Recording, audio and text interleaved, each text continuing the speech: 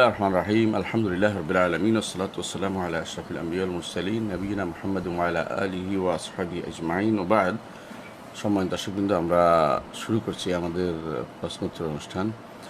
তো আজকে প্রথম প্রশ্ন করেছেন, আমি একটি কার্গো শিপের পার্টনারে আছি। কার্গো শিপের পার্টনার, সেখানে আমি যেই টাকা ইনভেস্ট করেছি সেটার কি জাকাত দিতে হবে? জি, অবশ্যই আপনাকে সেটা জাকাত দিতে হবে, কারণ এটা তো অবশ্যই বড় টাকা, আর এটাতে ইনভেস্ট করেছেন, জাকাত দিবেন না কেন? জাকাত না দেওয়ার তো কোনো কারণ নেই। যত টাকা ইনভেস্ট করেছেন তত টাকার আপনি জাকাত দিবেন। যদি আয় হয়ে থাকে, আয় সহ যোগ করে জাকাত দিতে হবে। যদি কিনে ফেলে থাকেন, ধরেন কার্গো শিপ কিনে ফেলেছেন আপনি, আপনারা কয়েকজনে মিলে, তখন আসবে আপনাদের আয়ের উপর। আর যদি না, এটা ওরা আপনি কিনেন নাই, শিপ কিনেন নাই, শিপের অন্য অন্য সাইডে আপনি শুধু কিনেছেন, পার্টনার হয়েছেন, তখন আপনাকে পুরো টাকা জায়গা দিতে হবে। আর যেটা ইনভেস্ট করেছেন, যদি সেটা কার্গোর উপর হয়, ধরো আপনি জাহাজ কিনেছেন, জাহাজ এখন পণ্য আনা নেওয়া করছে বিভিন্ন দেশ থেকে, তাহলে আপনার সেটা শুধু আয়ের উপর জাকাত আসবে, মূল জিনিসটার উপর তখন আর জাকাত আসবে না। মূল জিনিসটা তো ইনভেস্ট হয়ে গেছে। আশা করি বিষয়টা বুঝতে পারছেন। পরবর্তী প্রশ্ন, আলী হাসান ওসামা কি খারেজি? তার বই পড়া যাবে কি? ব্যক্তির উপর আক্রমণ করে আমরা কথা বলি না। তার প্রশ্নটা গুরুত্বপূর্ণ, কারণ উনি আলী হাসান ওসামা আসলে ওনার আসল নাম না, উনি ছদ্মনাম ব্যবহার করেন। তো উনি প্রথমত সাধারণ খারেজিদের, বাংলাদেশের যারা আছে তাদের অধিকাংশই আকিদা বিশুদ্ধ থাকে, কিন্তু ওনার আকিদাও খারাপ। আর খারেজিরা মানহাজগতভাবে খারেজি, অর্থাৎ বের হয়ে যায় ওরা বেশিরভাগ, মানে ওরা সরকারের বিরুদ্ধে বা দেশের বিরুদ্ধে বা হানাহানি মারামারিতে তারা খুব ফটু, এবং হানাহানি মারামারি করে এবং দেশের মধ্যে সমস্যা লাগায়। এটা খুব ক্ষতিকর। এরা একটা সাইডে ক্ষতিকর হলেও আরেক সাইডে তারা ভালো আছে, তারা অন্তত আকিদাগত বিশুদ্ধ চেষ্টা, অন্যান্য আল্লাহর নাম গুণের ব্যাপারে, বিশুদ্ধ আকিদার ব্যাপারে চিন্তা ভাবনা করে। কিন্তু আলী হাসান ওসামা নামের ব্যক্তি সর্বদিক থেকেই আকিদাগতভাবে সাংঘাতিকভাবে বিভ্রান্ত। আমি মনে করি সেটা বলছি, আল্লাহ আমাকে মাফ করুন। তো সাবধান করার নিয়তে শুধু বলছি, কারণ তিনি একদিক থেকে জাহমিয়া আকিদা পোষণ করেন আল্লাহর নাম ও গুণের ব্যাপারে, অন্য দিক থেকে তারা অপব্যাখ্যা করেন পরিপূর্ণভাবে, যেটাই পান শুধু অপব্যাখ্যা করতেই থাকেন তিনি। আর সাথে সাথে তিনি বই যেগুলো তাসহিহ করেন বা যেগুলোতে তিনি হাত দেন, সেগুলোতে তিনি এই ব্র্যাকেটের ভিতরে অপব্যাখ্যা ঢুকিয়ে দেন। তো এই জাতীয় মানুষের বই পড়া অর্থই হচ্ছে আপনি নিজেকে বিভ্রান্ত করা এবং ক্ষতিগ্রস্ত করা। সুতরাং এই জাতীয় যারা আছে, এদের থেকে সাবধান না হয় উপায় নেই। আপনাকে অবশ্যই আলী হাসান ওসামা বা খন্দকার অমুক বা কাজী অমুক, ওনার নাম বিভিন্নভাবে ব্যবহার করে থাকেন। তো সেই নামগুলো বর্তমানে অবশ্য উনি আর নিজের নামেই ফেসবুক চালান, সরাসরি আপনি দেখবেন। তো ওনার এই সমস্ত বই থেকে আমাদের, বা সমস্ত তাহকিক করা বই থেকে এবং তার বক্তব্য থেকে শোনা থেকে আমাদের দূরে থাকতে হবে, কারণ তিনি বিভ্রান্তি প্রকাশ করছেন। আমরা কী জন্য তাদেরকে সাবধান করি? তার থেকে সাবধান করি এই জন্য যে এই ব্যাপারে আমরা নয়, শুধু সরফে সালিন সবাই সাবধান করেছেন, মানে এই জাতীয় লোকদের থেকে। এই জাতীয় লোকেরা আগেও ছিল, এরা সবসময় এই যে ইবনে আবি দুয়াদ, যারা ইমাম আহমদ ইবনে হাম্বলের সময় তারা ইমাম আহমদ ইবনে হাম্বলকে বিপদগ্রস্ত অবস্থায় ফেলেছে, সেই যুগ লোক এগুলো ছিল না তা না। এরা বলে, অহংকার করে বলে যে আমাদের এত এত লোক আছে, অবশ্যই আছে, বিভ্রান্ত লোকের অভাব নেই। যুগ ধরে বিভ্রান্ত লোকের অভাব ছিল না, যুগ ধরে বিভ্রান্ত লোক ছিল, এখনও বিভ্রান্ত লোক আছে। তো তারা অহংকার করে লাভ নেই। আলেম যারা সত্যিকার জ্ঞানী ছিলেন তখনকার সময়, তাদের দেখতে হবে। নাম কতগুলো বসাই দিলে হবে না। ওরা কী করে মাঝে মধ্যে 200-300 নামও বলে এত এত লোক আমাদের পক্ষে আছে। আপনি 5,000 লেখেন, 10,000 লিখতে পারেন, কিন্তু এরা আসলে উম্মতে মুসলিমার ওলামাদের অন্তর্ভুক্ত কাতারের মধ্যে ছিল না। এরা কোনো মাযহাবী কোনো একটা বই লিখেছে, হয়তো এরকম হতে পারে, কিন্তু ওলামা আহলে সুন্নাহ ওয়াল জামাআহ যাদেরকে বলা হয়, যেমন ইমাম আহমদ ইবনে হাম্বল, ইমাম এর আগে ইমাম শাফিঈ, এর আগে ইমাম মালিক, ইমাম সুফিয়ান ইবনে উয়াইনা, এদের বা লাইস ইবনে সাদ আল মুসরি, এদের মতো না। এরা কী করে, এটা কোনো একটা বই লিখেছে, কোনো একটা গ্রন্থ লিখেছে, কোনো একটা কিছু করেছে ঠিকই, কিন্তু এদের মানহাজগত পরিশুদ্ধি ছিল না। তো যারা আগে চলে গেছে তাদের উপরে আমাদের কোনো বক্তব্য নেই, তারা আল্লাহ তাআলা তাদের ক্ষমা করে দিন। যারা জীবিত আছে তাদের থেকে সাবধান করা এটা একটা জরুরি জিনিস। আর আগের ব্যাপারেও যারা বই লিখেছে তাদের বইয়ের ব্যাপারে আমরা সাবধান করি, তাদের এই বইতে এই সমস্যা আছে।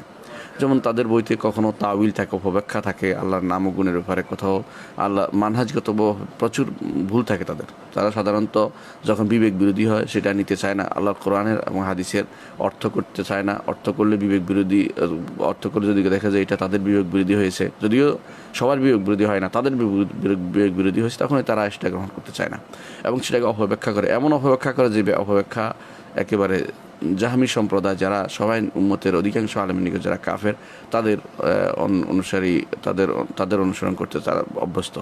সুতরাং এই জাতীয় লোকদের থেকে আমাদের সাবধান থাকতে হবে, যারা মানহাজগত পরিশুদ্ধি নাই, যারা কোরআন এবং সুন্নাহর অর্থ গ্রহণে ইমামদের সালফে সালেহিনের তরিকা গ্রহণ করে না, নিজেরা বিভ্রান্ত লোকদের তরিকা পদ্ধতি গ্রহণ করে। সালাফে তালেহ খারাপ অনুসারী আছে যুগ যুগ ধরে, তাবেঈদের থেকে শুরু করে আজ পর্যন্ত খারাপ একটা গোষ্ঠী চলেই আসছে। তাদের পথ এবং মত অনুসরণ করে চলে, তাদের বই পড়া থেকে আমরা সাবধান থাকবো এবং দূরে থাকবো। আল্লাহ আমাদেরকে বোঝার তৌফিক দান করুন। প্রশ্ন করেছেন, যিনি জাকাত দিবেন ওনার কি ফিতরা দিতে হবে? যিনি জাকাত দিবেন যিনি জাকাত দিবেন ওনার কি ফিতরা দিতে হবে? জাকাতের সাথে ফিতরার কোনো সম্পর্ক যোগ করবেন না। জাকাত হচ্ছে মালের সম্পদের উপর আসে, জাকাত সম্পদের উপর আসে এবং সেটা এই বছর পূর্তি দিতে হয়, বছর পূর্তি উপলক্ষে দিতে হয়। সেটা অন্য সময় হতে পারে। আর ফিতরা সেটা দিতে হবে এই রমজান মাসে। রমজান মাস শেষ হলে এটা রমজানের সাথে সম্পৃক্ত, রমজান মাসের সাথে সম্পৃক্ত। এই জন্য ছোটো বাচ্চার উপর দিতে হয়। একজন বাবা ছোটো বাচ্চার উপর থেকে, এটা সম্পদের উপর আসে না, এটা জানের উপর আসে এবং সেটা আসে ইবাদতের উপর। তো তাই রাসূলুল্লাহ সাল্লাল্লাহু আলাইহি ওয়াসাল্লাম বলেছেন যাকাতুল ফিতর সম্পর্কে তিনি বলছেন যে সেটা ইয়া থেকে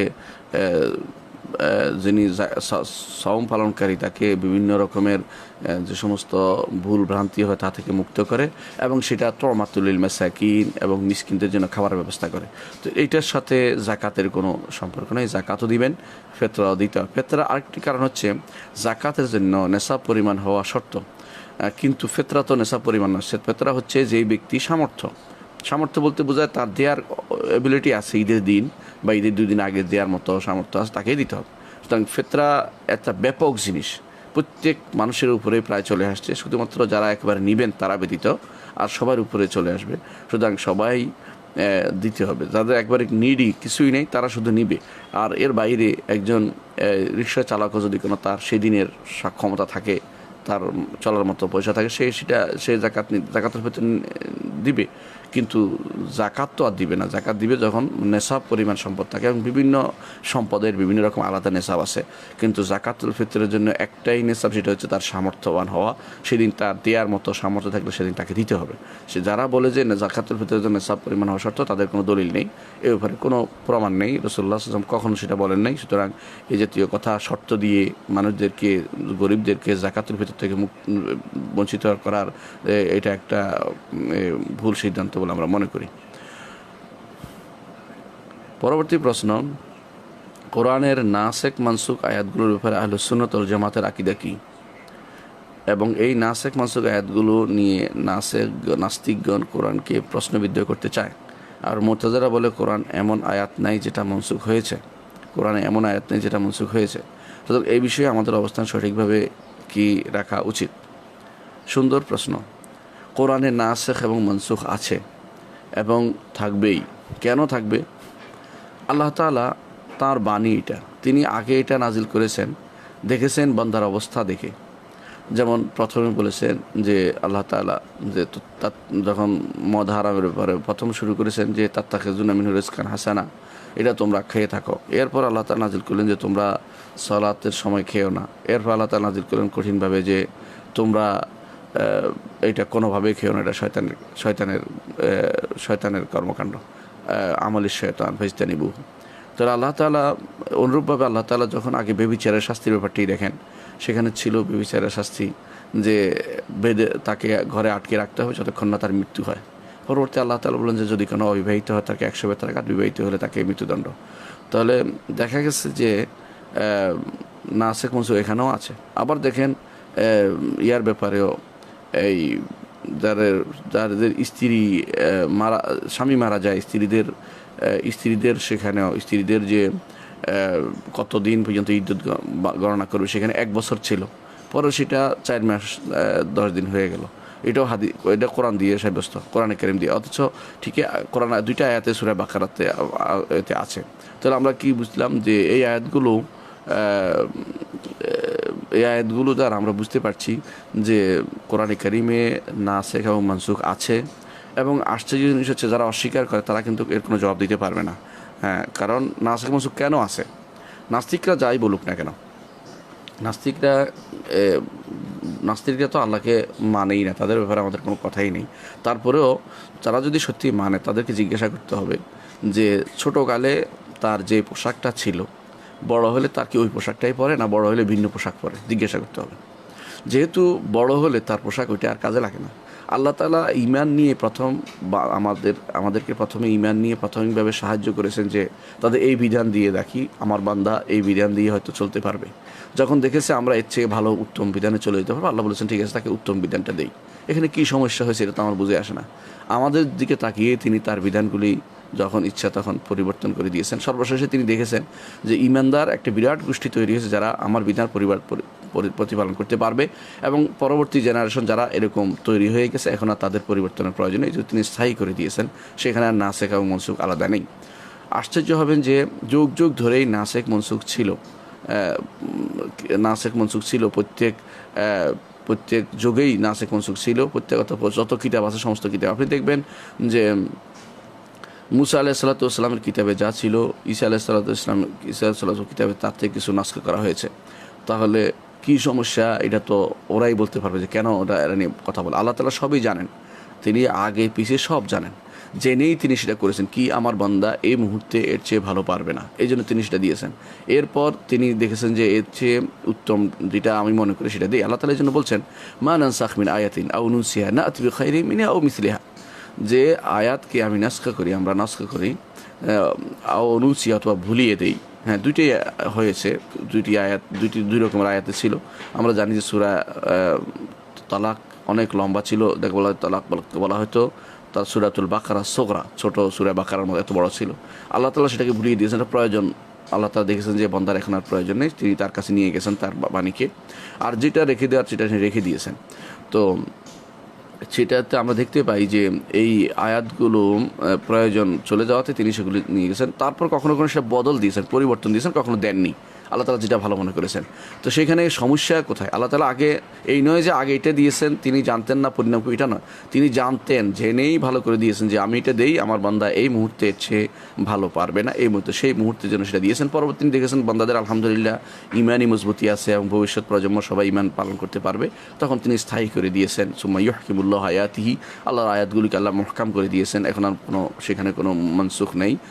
কোরআনের আয়াত যেগুলো আছে সেগুলো পঠিত হবে, সেগুলো জানার জন্য, সেগুলোতে জ্ঞান অর্জন করতে হবে যে আল্লাহ তাআলা তিনি আমাদেরকে কত দয়ালু, দয়া পরবশ হয়ে প্রথমে এই বিধান দিয়েছেন, পরবর্তী এই বিধান দিয়েছেন, এবং এর মধ্যে আমাদের জন্য উপকারিতা রয়েছে। এবং এর মধ্যে আরও বড় জিনিস হচ্ছে ইমানের পরীক্ষা হয়ে যাবে। কে আল্লাহ তাআলার বিধান আগেরটাও মানে পরেরটাও মানে, আর যারা ইমানে সমস্যা তারা পরেরটা মানবে না আগেরটা মানবে, এরকম অবস্থা তৈরি হবে। যারা আগ পিছ মানবে না, যারা মানবে যে কেন এটা হয়। দেখুন আল্লাহ তাআলা যখনই কোনো আয়াত নাজিল করেছেন, পরবর্তীতে আল্লাহ তাআলা যখনই কোনো আয়াত নাজিল, সেখানে যদি কোনো কিছু অবস্থা তাদের বুঝে না আসে, তখনকার সময় রাসূলের যুগেও কেউ সেটা নিয়ে উচ্চবাচ্য করেছে। আল্লাহ তাআলা যখন বললেন যে জাহান্নামের ফেরেশতা 19 জন, কিছু মানুষ এ নিয়ে তখনকার সময় রাসূলের যুগে কিছু মানুষ বলল যে এটা কী জন্য? আল্লাহ তাআলা বললেন যে আমি দেখতে চাই কার ঈমান বাড়ে আর কার ঈমান কমে, কার ঈমান আনে আর কার ঈমান থেকে দূরে সরে যায়। এটাই আল্লাহ তাআলা যখন কেবলা পরিবর্তন করলেন, কেবলা ছিল বাইতুল মাকদিস দিকে, আয়াত নাজিল করে, কোরআন আয়াত নাজিল করে কেবলা পরিবর্তন করে দিলেন। এতে অস্বীকার করার কিছু নেই, এটা অবশ্যই করেছেন। কেন করেছেন? তখনকার দিনে আল্লাহ তাআলা দেখেছেন যে এখন আমার বান্দাদের এটা প্রয়োজন, তিনি সেটা বলেছেন। পরবর্তীতে আল্লাহ পরিবর্তন করে দিয়েছেন। এতে খারাপের কোনো কিছুই আমরা দেখতে পাচ্ছি না। এবং তিনি এর মাধ্যমে পরীক্ষা করেছেন ইমানদারদেরকে, আল্লাহর কথা অনুসারে চলে, নবীর কথা অনুসারে চলে, আর কে নিজের গোড়ামি, নিজের মন মতো পদ্ধতিতে চলে, সেটাকে আল্লাহ তাআলা পরীক্ষা করতে চান। সুতরাং কোরআনে কারীমে নাসেখ আছে, মানসুখ আছে, দুইটাই আছে কোরআনে কারীমে, এবং সেটা পঠিত হবে, সেটা পড়লে সওয়াব হবে। কোরআনে কারীমের কোনো আয়াত মানসুখ হয়ে গেছে পঠিত হওয়াটা, কিন্তু তার বিধান রয়ে গেছে। যেমন আশ-শাইখাতু ওয়াশ-শাইখাতু ইযা যানায়া ফারজুমুহুমা নাকালা মিনাল্লাহ আল্লাহু আজিজুন হাকিম। সে আয়াতটি আমরা যুগান্তরে আমরা হাদিস থেকে পাই, বুখারী, মুসলিম, আবু দাউদ সমস্ত হাদিসের কিতাবে পাই। ওমর রাদিয়াল্লাহু আনহু বলছেন যে এটা বাস্তবায়ন করতে হবে। এটা অবশ্যই তিনি বাস্তবায়ন করেছেন, যুগ বাস্তবায়িত হয়েছে।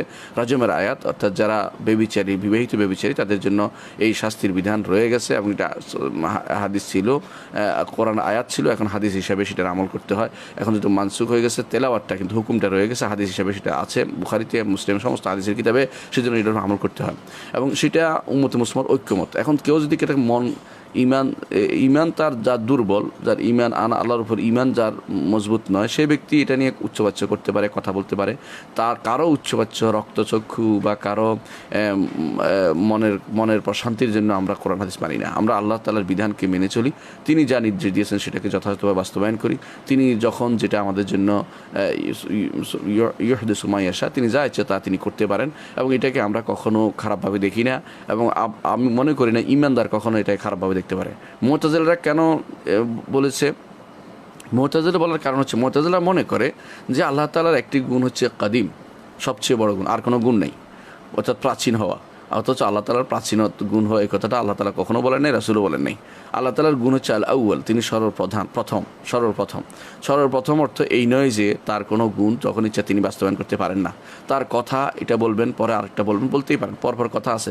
তিনি আগে আদমকে বলেছেন, পরে নূহকে বলেছেন, পরে ইব্রাহিমকে বলেছেন, পরে মূসাকে সাথে কথা বলেছেন, পরে ঈসার সাথে কথা বলেছেন, পরে মুহাম্মদ রাসূলুল্লাহ সাল্লাল্লাহু আলাইহি ওয়াসাল্লামের সাথে কথা বলেছেন, পরে কিয়ামতের দিন সবার সাথে কথা বলবেন। তাহলে তিনি পরপর কথা বলবেন না কেন? সমস্যা কি? যখন তিনি যেটা বান্দার উপকার মনে করেন সেটা তিনি বলবেন।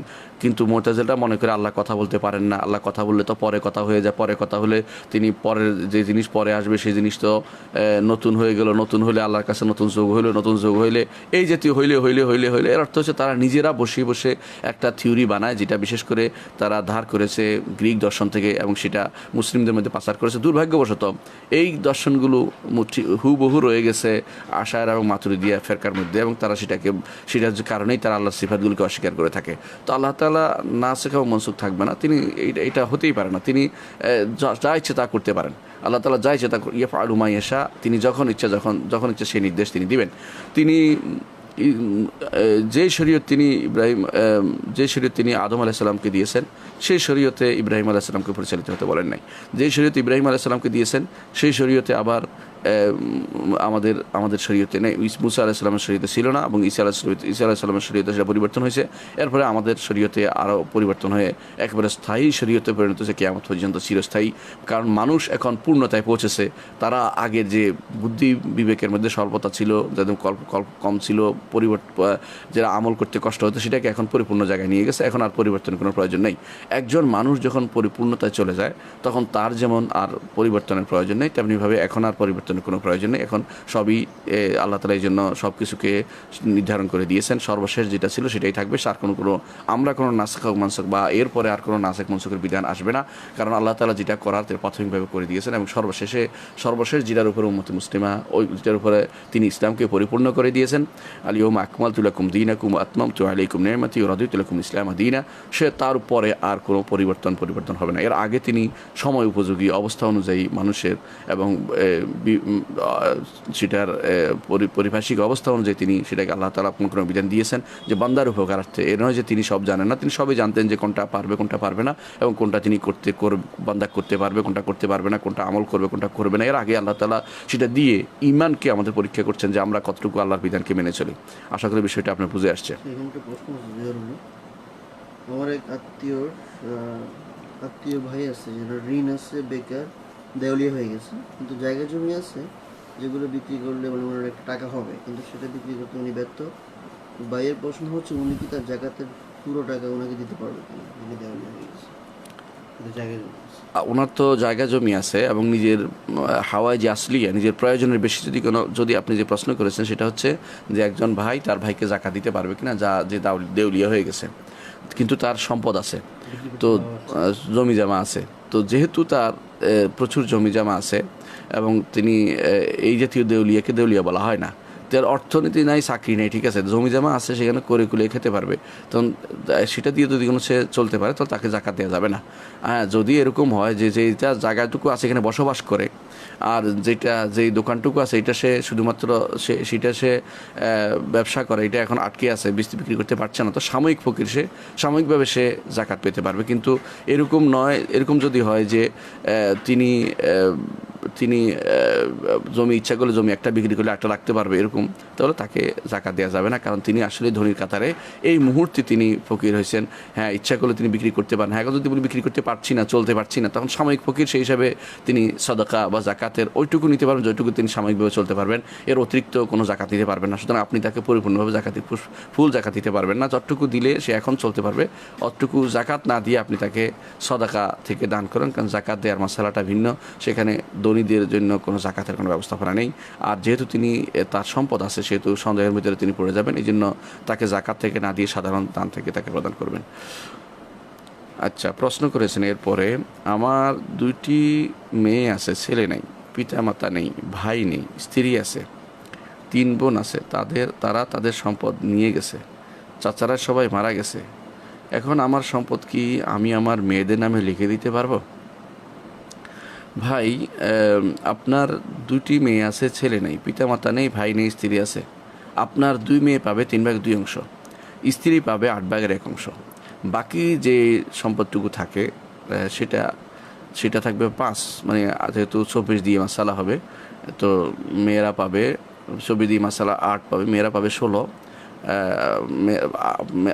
তো 8/1 অংশ সেটা পাবে আপনার 3 পাবে, আপনার স্ত্রী 3 পাবে, আর মেয়েরা পাবে 16 আর 5 থাকে আর 5 পাবে, এই 5 কে পাবে আপনি বলতে চাচ্ছেন? এই 5 যদি কেন আপনি যা বলছেন যে আপনার বোনেরা অংশ নিয়ে গেলেও তারা যদি কোনো তাদেরও কেউ ওয়ারিশ হবে, আর সাথে সাথে আবার ফিরে আপনার মেয়েদের কাছে আসবে, আপনি তাদেরকে লিখে দিবেন না, লিখে দেওয়ার কোনো মানে হয় না, কারণ আপনার যেহেতু এখানে কোনো দাবিদার নেই, তাহলে আপনি লিখে দিবেন কেন? তারা ঠিকই এই সম্পদ আবার পেয়ে যাবে ঘুরে, এটাকে বলা হয় রদ, অর্থাৎ ফিরে আবার তারা পাবে যদি কোনো ওয়ারিশ না থাকে। তো আপনি এই কোনো কিছু লিখে দিবেন না, আমরা আপনাকে পরামর্শ দেবো লিখে দিবেন না, কারণ এইভাবে লিখে দিয়ে নিজে ফকির হতে ইসলাম বলে না। নিজের জীবদ্দশায় কাউকে নিজের সম্পূর্ণ সম্পদ লিখে দিতে হয় না। আপনার মেয়েদেরকে আপনি প্রয়োজন পুরিয়ে দিবেন, তাদের যতটুকু প্রয়োজন হয়, অভাব থাকলে অভাব পূরণ করে দিবেন, তাদের কোনো সমস্যা থাকলে সমস্যার জন্য আপনি এগিয়ে যাবেন, বিপদ আপদে তাদের জন্য আপনি আপনার সম্পদ ব্যয় করবেন, যতটুকু পারেন আপনি ব্যয় করবেন, কিন্তু আপনার স্থায়ী সম্পদ বা সব সম্পদ দিয়ে আপনি ফকির হয়ে যাবেন, এটা কিন্তু সঠিক কাজ নয়। পরবর্তী প্রশ্ন হচ্ছে, বাচ্চাদের কার্টুন দেখা নিয়ে শরীয়তের নিয়ম সম্পর্কে একটু বলবেন। প্রথমত, কার্টুন দেখা বা এই জাতীয় দেখা এটার মাধ্যমে কয়েকটি অপকারিতাও আছে। সেটা হচ্ছে কিছু কিছু কার্টুন আছে মানুষকে খারাপ জিনিস শিক্ষা দেয়। আপনি দেখবেন কোনো বাচ্চাদের কোনো কার্টুন দেখার কারণে বাচ্চারা এরপরে এমন এমন আচরণ করতেছে যেটা ওখান থেকে শিখছে। যেমন মিথ্যা কথা শেখায়, কেউ কাউকে পিছন দিকে টোকা দিয়ে বলে অমুকে বলেছে, কি কোত্থেকে শিখছে? কার্টুন থেকে শিখেছে।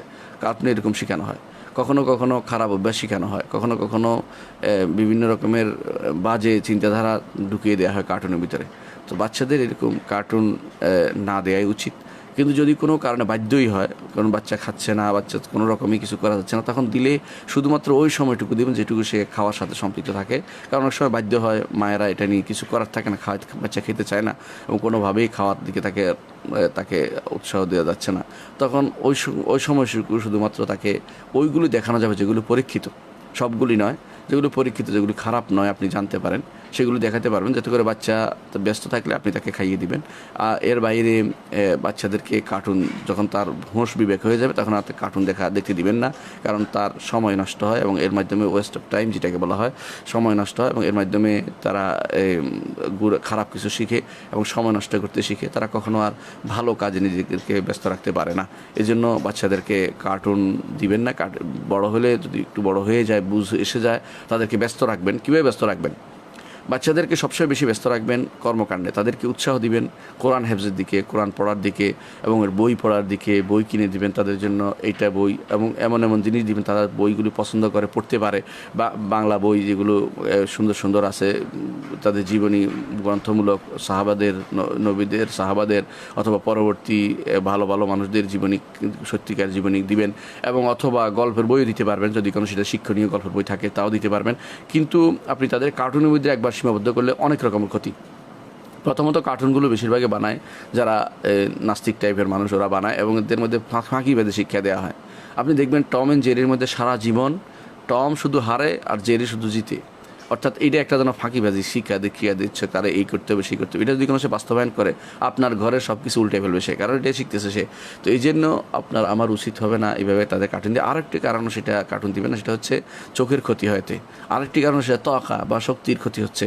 এটা এর মাধ্যমে তার মাথা ব্যথা আরম্ভ হতে পারে। এর মাধ্যমে, এবং অনেক ডাক্তাররাই আমি যতটুকু শুনেছি যে তারা নিষেধ করে থাকে যে বাচ্চাদেরকে এই জাতীয় প্রযুক্তি দিলে পরবর্তীতে তাদের ব্রেনে এফেক্ট করতে পারে, অর্থাৎ সেটা দ্বারা তারা সে এডিক্টেড হয়ে যেতে পারে। এবং এডিক্টেড হলে তো সমস্যা তাদের, এটা আপনি বুঝতেই পারেন যে এরা পরবর্তীতে আর অন্য কোনো কিছুই তাদের কাছে ভালো লাগবে না, পড়ালেখাও ভালো লাগবে না, জীবনের প্রত্যেকটা ক্ষেত্রে তারা শুধু এই কার্টুন কেন্দ্রিক হয়ে যাবে এবং তাদের ছবি সব কিছুতে তারা কার্টুনের মতো চলতে থাকবে এবং সব কিছু আঁকি করবে কার্টুনের মতোই।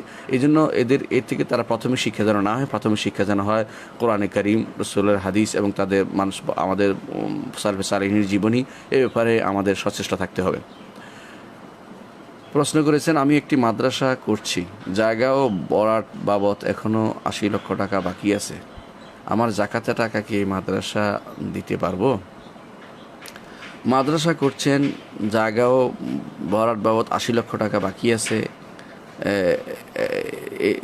এখানে জাকাতের টাকা আপনি কিভাবে নেবেন? এখন তো জাকাতের টাকা যে মালিক বানায় দিতে হয়, জাকাতের টাকা দেওয়ার পরে সেটা কাজে লাগিয়ে যেতে হয়। আপনার এটার মাধ্যমে শুধু মাটি ভরাট হয়, মাটি ভরাটটা কোনো কাজ না, সরাসরি মালিকানার ভিতরে আসে না। আপনি যখন মাদ্রাসা করে ফেলবেন, তখন যদি ছেলেরা চলতে না পারে, আপনার ছাত্ররা, তখন তাদেরকে বই কিনে দিবেন জাকাত দিয়ে, তাদের মালিকানা আসবে। তো মালিকানা দেওয়া যাচ্ছে না এখানে, আপনিও মালিক হতে পারছেন না, এই জন্য এখানে জাকাতের টাকা দিবেন না। এখানে কোনো জাকাতের টাকা দেওয়া যাবে না, এখানে আমার মতে সেখানে কোনো জাকাত চলবে না। তবেও কেউ ফি সাবিলের খাত থেকে দেওয়া চিন্তা ভাবনা করেছে বলছে, কিন্তু সমস্যা হচ্ছে ফি সাবিলের খাত আপনি এখন এমন কোনো খাতে দেওয়া যাবে না যেটা সন্দেহমূলক। আপনি এখন 80 লক্ষ টাকা জাকাত উসুল করে ব্যবহার করছেন, এটা শেষ পর্যন্ত কাজে লাগবে কিনা আপনি জানেন না, তাহলে জাকাতটা কাজে লাগেনি মানুষের টাকাটা।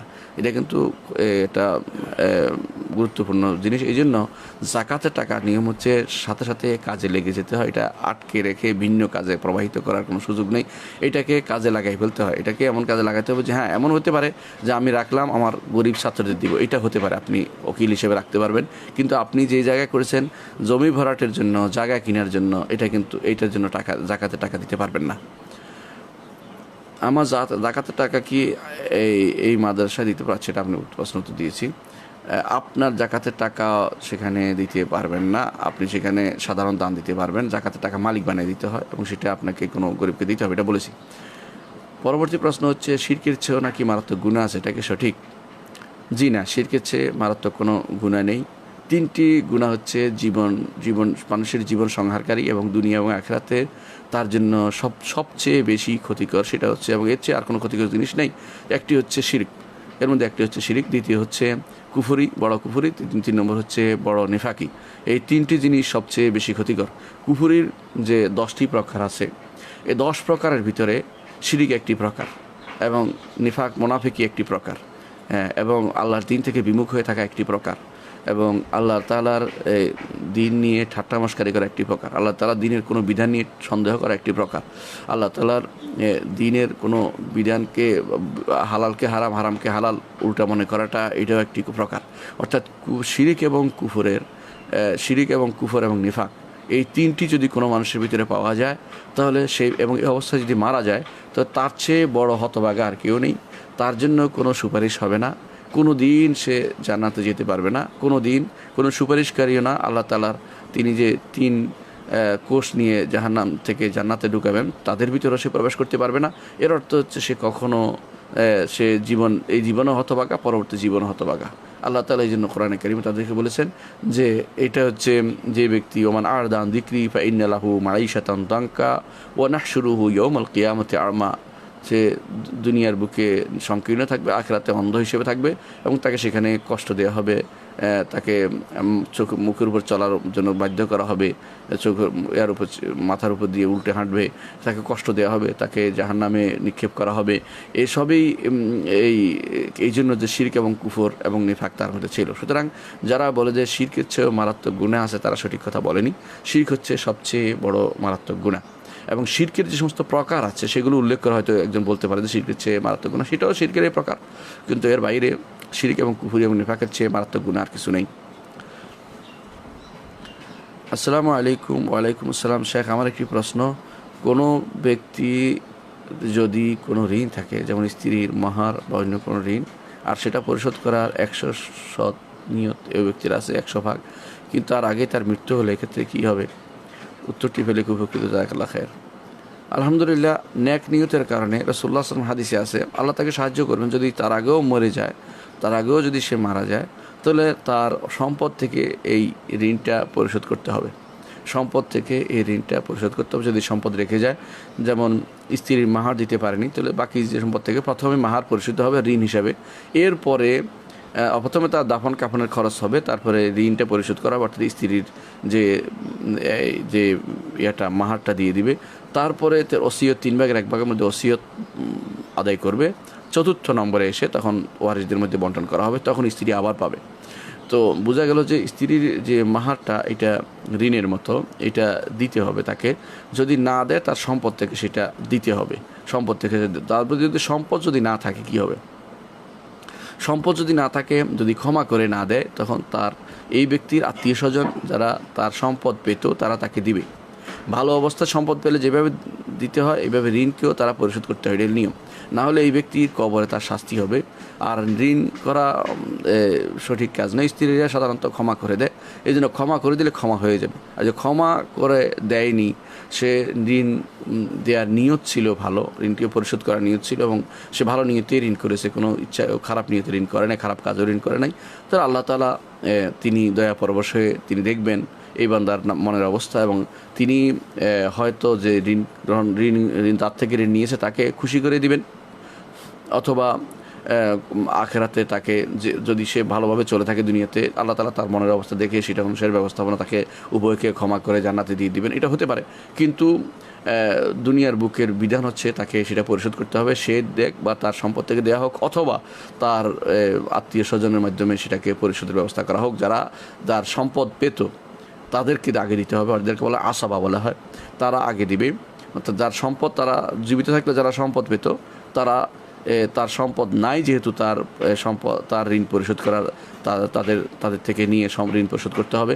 এবং যারা জীবিত আছে তাদের উচিত হবে তখন, যদি এইভাবে না পাওয়া যায়, প্রয়োজনে কারো থেকে তারাও কারো থেকে প্রয়োজনে 700 টাকা নিবে, জাকাত নিবে, নিয়ে সেটা পরিশোধ করে দিবে। কারণ এই লোকের কবরে আযাব হচ্ছে যতক্ষণ পর্যন্ত সে না কেউ ক্ষমা করে দিচ্ছে। কোনো ভাই যদি ক্ষমা করে না দেয় আর ঋণ নিয়ে কবরে চলে যায় তাহলে আযাব হবে। রাসূলুল্লাহ সাল্লাল্লাহু আলাইহি ওয়াসাল্লামের যুগে রাসূল প্রথম যারা ঋণগ্রস্ত হয়ে মারা যেত তাদের জানাজাও পড়তেন না। কেন? তিনি বলতেন যে এর শাস্তি হচ্ছে। তিনি বলতেন যে একবার তিনি জানাজা পড়েন না, এক ভাই বলেন যে ইয়া রাসূলুল্লাহ আমি তার ঋণটা দিয়ে দেবো। একথা বলার পর রাসূল বললেন ঠিক আছে এখন আমি জানাজা পড়বো। তিনি জানাজা পড়লেন। তারপর তিনি বারবার জিজ্ঞাসা করতেন, দেখা হলে তুমি কি ঋণটা দিয়েছ? যতক্ষণ পর্যন্ত তিনি দেন না ততক্ষণ পর্যন্ত তিনি বারবার জিজ্ঞাসা করতে থাকলেন। শেষে একদিন বললেন যে ইয়া রাসূলুল্লাহ এখন আমি ঋণটা দিয়ে দিয়েছি। রাসূল বললেন যে আল আন বারাদা জিলদুহু, এখন তার চামড়া ঠান্ডা হয়েছে, অর্থাৎ তার কষ্ট হচ্ছিল, আযাব হচ্ছিল। সুতরাং ঋণ নেওয়া ভালো কাজ নয়। ঋণের ব্যাপারে চেষ্টা করতে হবে ঋণ পরিশোধ করে দিতে, অথবা আত্মীয় স্বজনকে ওসিয়ত করে যেতে হবে কীভাবে ঋণগুলো পরিশোধ করবে, ওসিয়ত লিখে যেতে হবে। আর এমনিতে ওসিয়ত লেখাটা সুন্নত, প্রত্যেকে তার ওসিয়ত লিখে যাবে, প্রয়োজন পরিবর্তন করবে, কিন্তু বারবার একটা ওসিয়ত প্রত্যেকে লিখে যাওয়া উচিত যে আমার পরে কী কী করতে হবে, আমার মৃত্যুর পরে, বা আমার এই নিয়ে কী করতে হবে, ওই নিয়ে কী করতে হবে, সন্তানদেরকে ওসিয়ত করে যাবে, স্ত্রীদেরকে ওসিয়ত করে যাবে। এটা কিন্তু একটা ইমানদারের দায়িত্ব। রাসূলুল্লাহ সাল্লাল্লাহু আলাইহি ওয়াসাল্লাম বলেছেন যে ব্যক্তি ইমানদার সে দুই রাত্র পার হবে না সে ওসিয়ত না লিখে, অর্থাৎ ওসিয়ত লিখে যাওয়া উচিত। তো এই জন্য এই ঋণের উপর ওসিয়ত করতে হবে। পরবর্তীতে রাসূলুল্লাহ সাল্লাল্লাহু আলাইহি ওয়াসাল্লাম যখন আল্লাহ তাআলা তাকে সম্পদ দিলেন, তখন রাষ্ট্রপ্রধান হিসেবে তিনি সেগুলো দায়িত্ব আদায় করে নিচ্ছেন, অর্থাৎ তিনি কারো কারো ঋণ পরিশোধ করে দিতেন। তো এই জন্য যদি ঋণ পরিশোধ করার কোনো সুযোগ না থাকে, তখন ইসলামী রাষ্ট্রের অধিকার হয়ে যায়, দায়িত্ব হয়ে যায়, ইসলামী রাষ্ট্রের দায়িত্ব হয়ে যায় সেই ঋণটা পরিশোধ করে দেয়া কারো পক্ষ থেকে। এবং সেটা একটা বিরাট মহত্বের কাজ যদি ইসলামী রাষ্ট্র এটা গ্রহণ করে। আলহামদুলিল্লাহ আমরা দেখতে পাই সৌদি আরবে যদি কোনো কেউ মারা যায় বা অভাবগ্রস্ত হয়ে যায়, দেউলিয়া হয়ে যায়, তখন সেটা রাষ্ট্রে সিদ্ধান্ত এই জাতীয় ঋণগুলি পরিশোধ করে দেয়, কারণ এটা তখন আর কিছু করার থাকে না। এই জাতীয় ঋণগুলো অনেক সময় আত্মীয় স্বজন বা কেউ না পারলে রাষ্ট্র পর্যন্ত গড়াবে, কারণ তিনি অভিভাবক হিসাবে সর্বদিক থেকে অভিভাবক, রাষ্ট্রের প্রধান, তিনি এই ঋণগুলো পরিশোধ করার ব্যবস্থা করে দেবেন। তাহলে আমরা বুঝতে পারছি ঋণ কীভাবে পরিশোধ করতে হবে, কিন্তু ঋণ পরিশোধ করা লাগবেই, অথবা মাপ নেওয়া লাগবেই। কোনোভাবেই ঋণকে স্বাভাবিকভাবে সাধারণ জিনিস মনে করা যাবে না।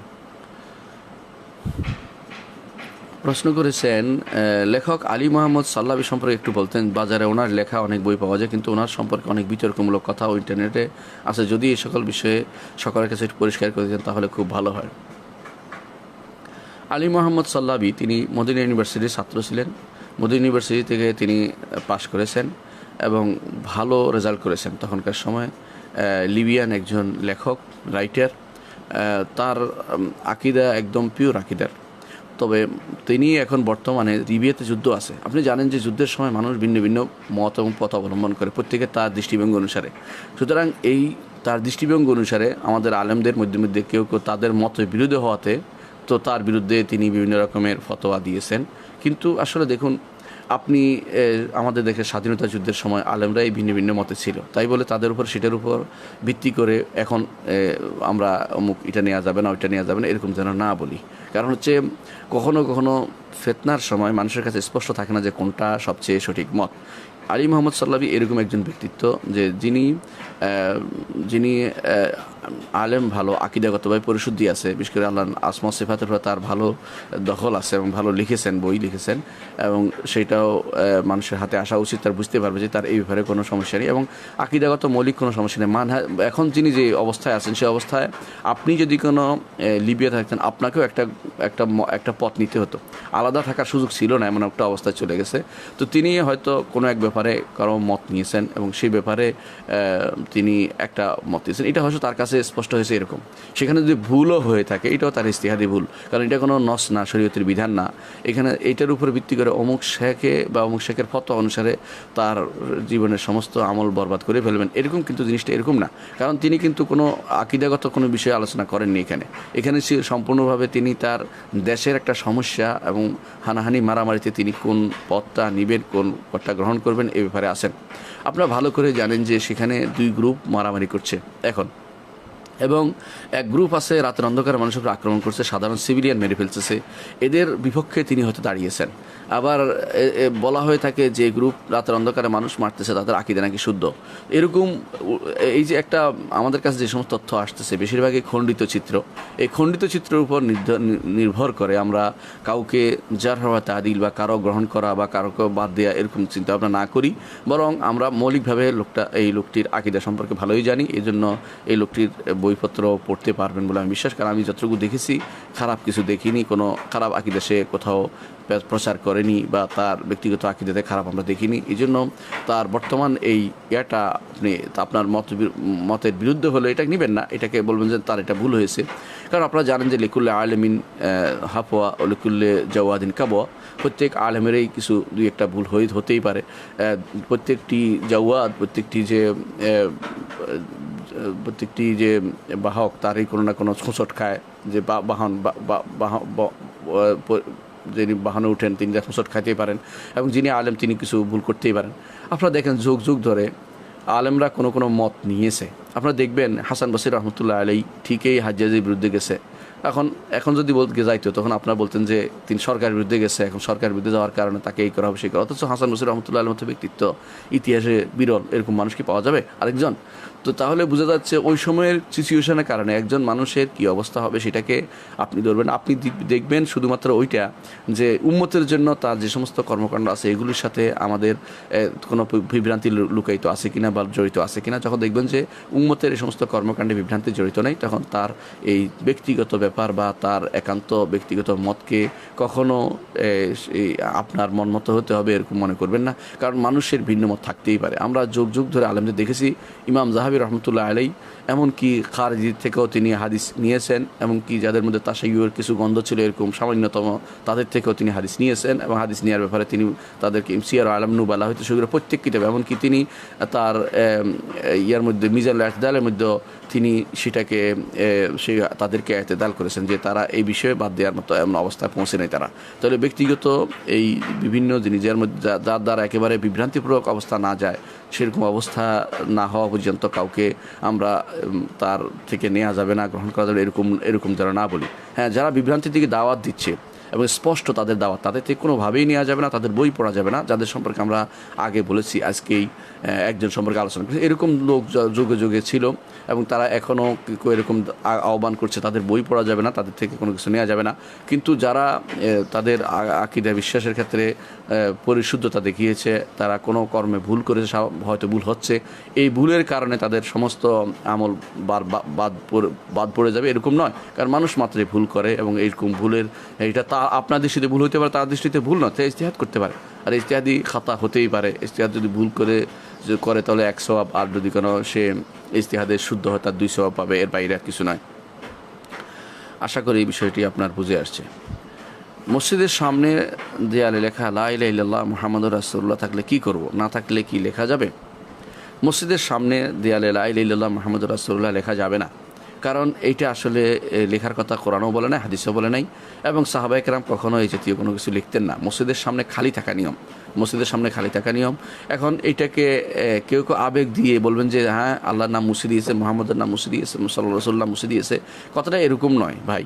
কথাটা হচ্ছে যত্রতত্র যেখানে সেখানে এইভাবে লেখা কিন্তু আমাদের সালফে সালেহীন নীতি ছিল না, বরং এটা বিদআত হিসেবে পরিগণিত হবে। কারণ মসজিদের সামনে থাকবে খালি, মানুষের চোখ যেন এটার দিকে না যায় কখনো এবং এটার দিকে না তাকায়, এটা কিন্তু নিয়ম। এই জন্য আমার উচিত হবে না এরকম মসজিদের সামনে লা ইলাহা ইল্লাল্লাহ লেখা, মুহাম্মদুর রাসূলুল্লাহ লেখা, অথবা মসজিদের সামনে এক পাশে আল্লাহ, এক পাশে মোহাম্মদ, এর পাশে মেহরাবের পাশে লেখা, এটা কখনো উচিত হবে না, এটা বিদআত হবে।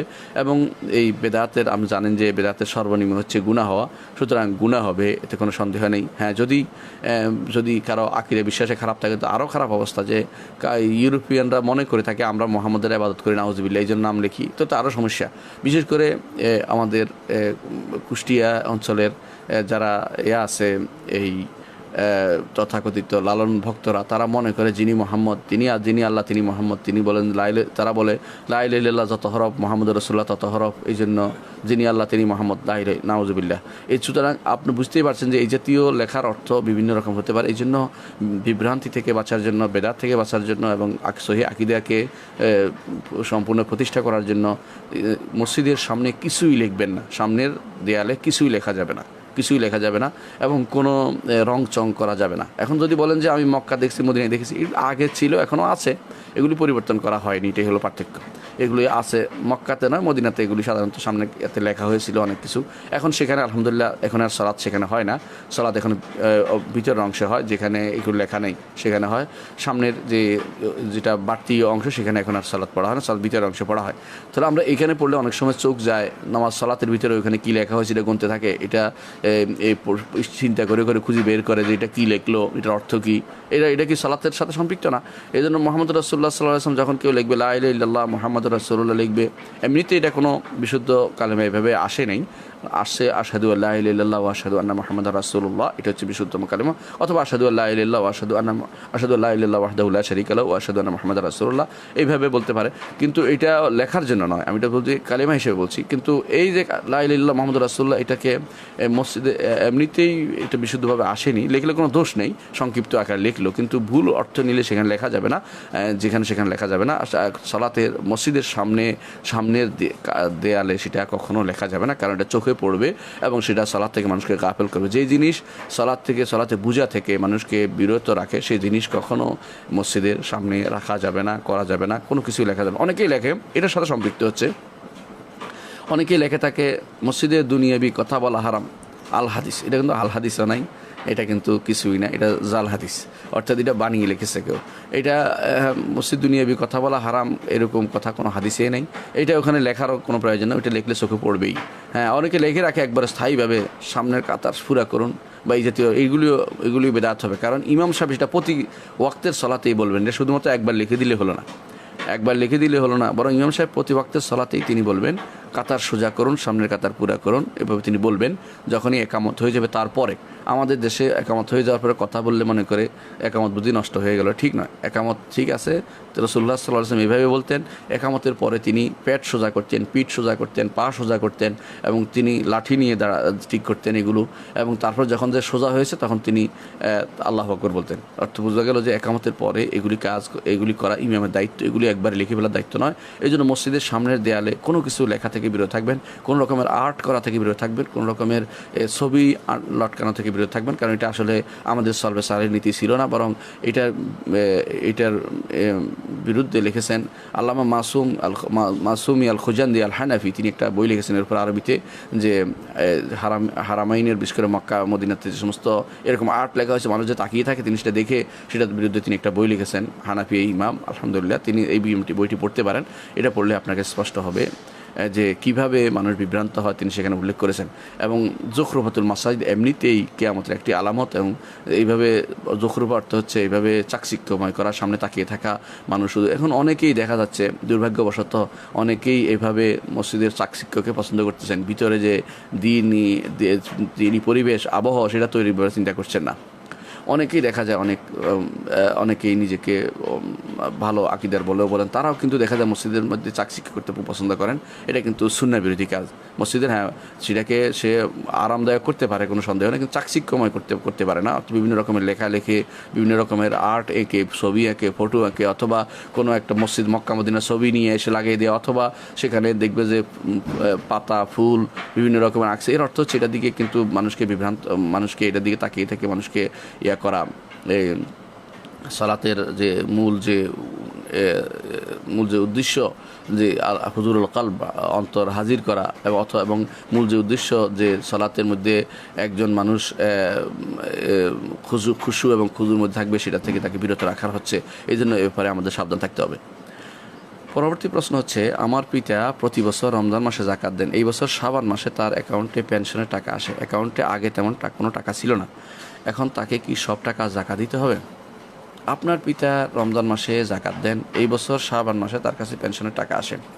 পেনশনের টাকাটা যেহেতু ভিন্ন খাতের, সেহেতু সেটার টাকাটা 1 বছর পূর্ণ হয় নাই, ভিন্ন খাতের টাকা আসছে, এবং সেটা কোনো তার অন্য টাকার সাথে যুক্ত হওয়ার ক্ষেত্রে আলেমদের মধ্যে দুটি মত আছে। একমত হচ্ছে যে তিনি পেনশনের টাকা আলাদা হিসাব করে যাকাত দিবেন এবং পরবর্তীতে মিলাবেন। এখন তো তার টাকা এই বছর তার কাছে এটা নতুন আসছে, এটা একটা মত আছে, কিন্তু এই মতটি শক্তিশালী নয়।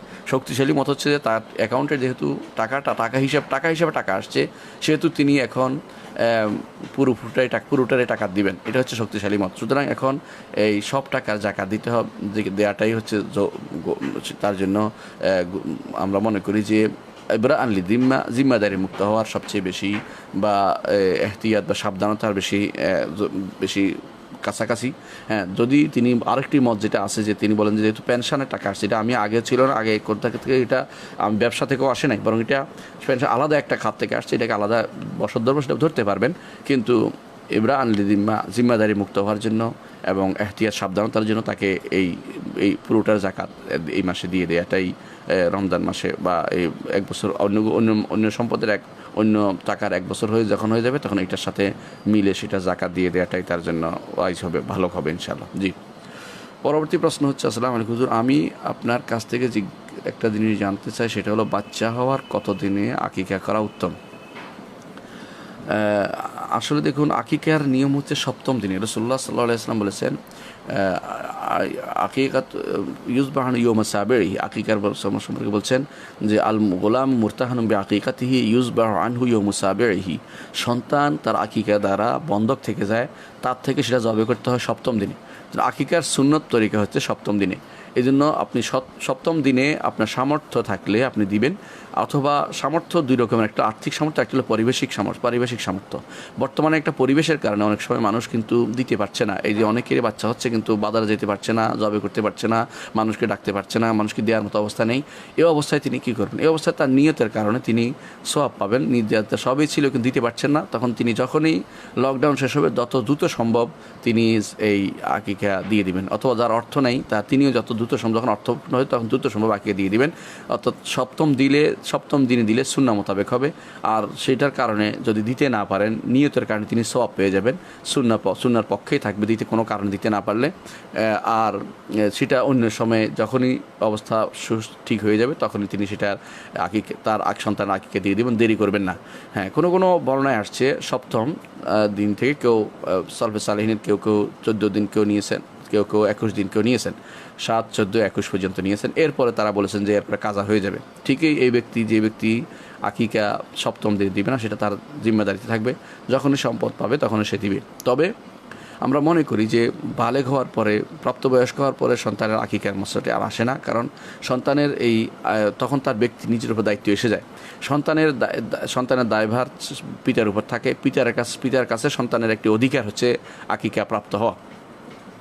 আকিকা পাইলে সন্তানের সে অধিকার পিতা পূরণ করতে পারলেন। সুতরাং সন্তানের এই অধিকার পূরণের জন্য পিতা সচেষ্ট থাকবেন। এর মাধ্যমে তার রোগ বালাই থেকে সে মুক্তির দিকে থাকবে এবং সে সুস্থ থাকতে পারবে। এবং আখেরাতে যদি কোনো অবস্থায় মারাও যায়, অথবা তার জন্য ছোটোকালে কোনো অবস্থা কিছু হয়েও যায়, সে আখেরাতে তার জন্য পিতামাতার জন্য সুপারিশ করতে পারবেন।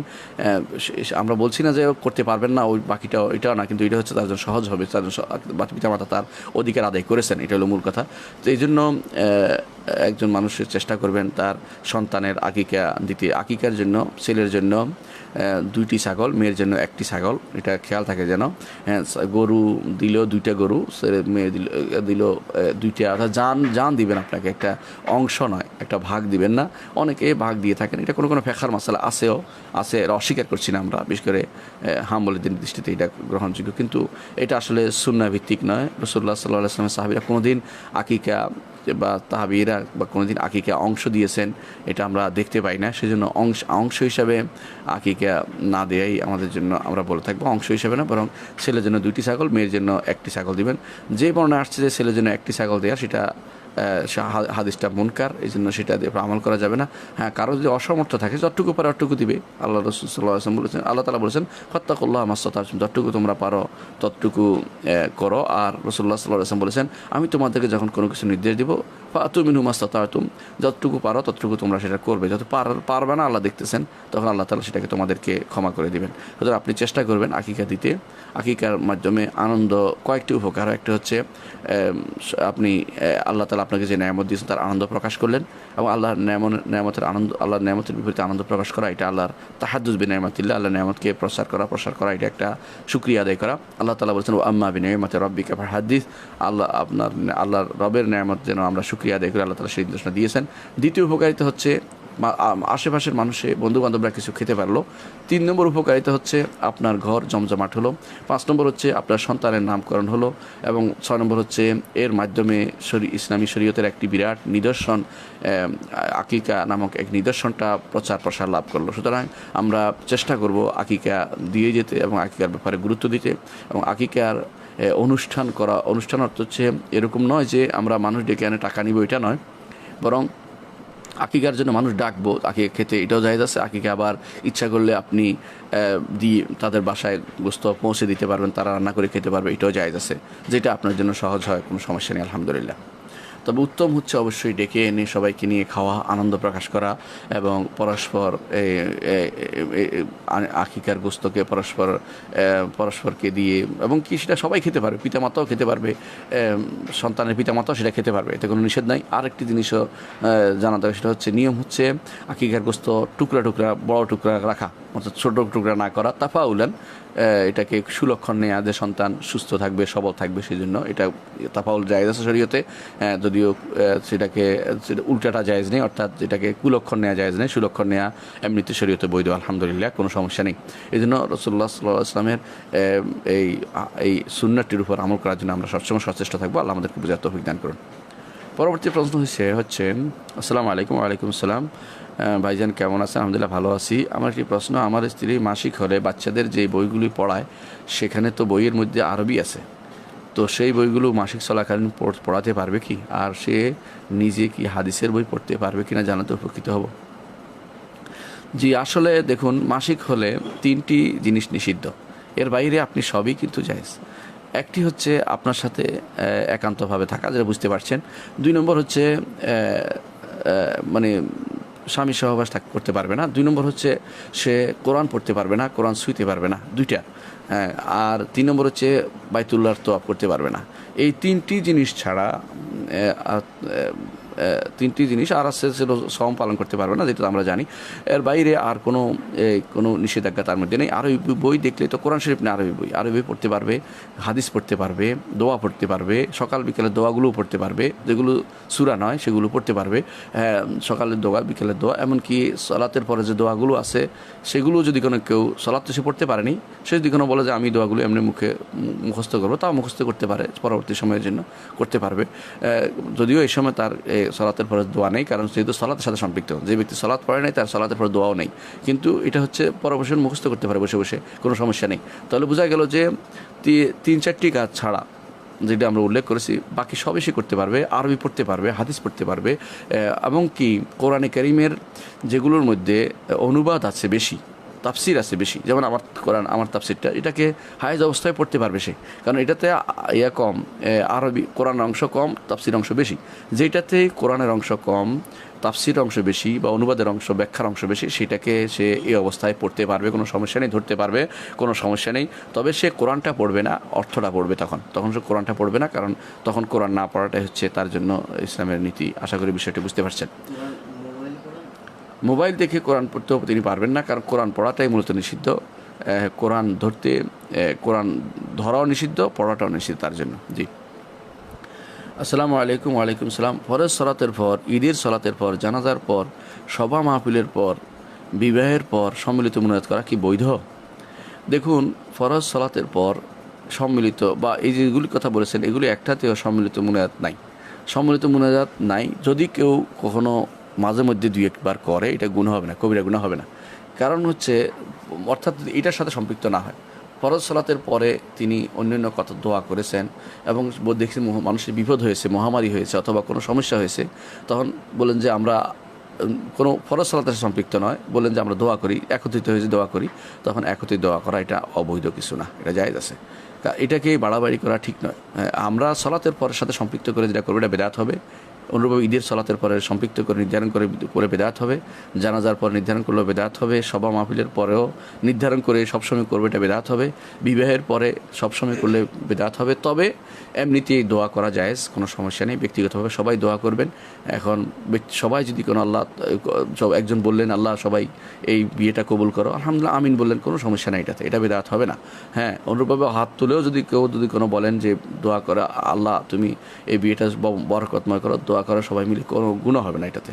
কিন্তু এটাকে নিয়ম বানিয়ে ফেলা যাবে না, অর্থাৎ প্রত্যেক বিয়েতেই আমরা হাত তুলে দোয়া করবো, এটা যেন না করে কেউ। বরং যখন ইচ্ছা, এই দম্পতির জন্য আল্লাহ দোয়া করছি, মুখে বললো, হাত তুললো, কোনো সমস্যা নেই এটাতে, কিন্তু এটাকে নিয়ম বানিয়ে ফেলাটা বেদাত হবে। ঠিক অনুরূপভাবে যেমন আপনি শুনতে পাচ্ছেন যে লোকটা খুব ইমানদার ছিল, আপনি তার জন্য দোয়া করা দরকার, দোয়া করছেন, আপনার দোয়াতে মানুষ শরীক হয়েছে আসে, তাহলে আপনি আমিন বললে এটা তো বেদাত হবে না। কিন্তু এটাকে নিয়ম বানায় ফেলা যাবে না যে আমরা এখন থেকে সবসময়, যেটা আমাদের দেশে নিয়ম করা, এই জন্য আমাদের দেশে নিষিদ্ধ হবে, কারণ আমাদের দেশে এটা উল্টাটা বুঝে না কেউ। আমাদের দেশে যেটা করে না, কেউ উইলিংলি নিজের পক্ষ থেকে করছে, ওনারা এসে যোগ হচ্ছে, এরকম হয় না, বেশিরভাগই নিয়ম বানিয়ে ফেলেছে। এই জন্য আমার দেশে এটা সবই বেদাত যেটা করা হয়, কারণ ফরজ সালাতের পরে সবাই মনে করে এটা করতেই হবে এবং এটা একটা সালাতের একটা গুরুত্বপূর্ণ এলিমেন্টস মনে করা হচ্ছে, সুতরাং এটা বেদাত হবে। ঈদের নামাজের পরেও অনেকেই দোয়া করতেছে, এই জাতীয় যারা এটা প্রতি বছরই করে যাচ্ছে, এর অর্থ হলে বেদাত হবে। জানাজার পরেও দোয়া করেই যাচ্ছে, জানাজার পরে কিসের দোয়া? জানাজায় তো দোয়া ছিল, জানাজার পরে তো এটা বড় ধরনের বেদাত, এটা করার কোনো সুযোগ নেই।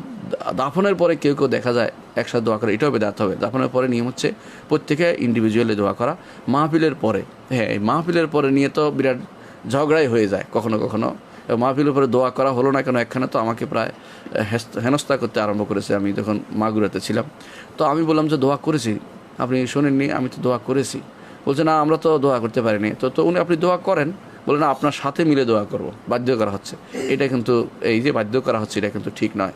এমনি যদি কোনো কেউ ইমাম, তো মাহফিলের শেষে একজন যিনি খতিব বা বক্তৃতা, তিনি দোয়া করলেন যে মাঝে মধ্যে, সবসময় না, যে আল্লাহ আমরা যা আলোচনা করেছি তুমি কবুল করো, আমাদের ভাইদের তুমি ক্ষমা করে দাও, এভাবে তিনি দোয়া করে দেন, সেটা জায়েজ আছে। আমাদের শেখ আবু বকর জেজাইরি রাহিমাহুল্লাহ, তিনি মসজিদে নবীতে মাঝে মধ্যে এরকম যারা মসজিদে হাজির হতো তাদের মাঝে মধ্যে দিয়ে দোয়া করতেন, আমরা সেটা দেখেছি। এবং সেই জন্য আমরা মনে করি যে মাঝে মধ্যে এরকম দুই দোয়া করাটা বেদাত হবে না, কিন্তু এটাকে নিয়ম বানিয়ে ফেললে বেদাত হয়ে যাবে। কিন্তু মাহফিলের পরে দোয়া, এটা একটা নিয়ম হয়ে গেছে এখন, এই জন্য এর থেকে দূরে থাকতে হবে। যখনই দেখবেন কোনো কিছু একটা সুরত আছে জায়েজের, কিন্তু এটাকে মানুষ বেদাতে রূপান্তরিত করে, তখন সেটা থেকে দূরে সরে আসতে হবে, যাতে করে এটাকে মানুষ স্থায়ীভাবে বেদাতে রূপ না নেয়।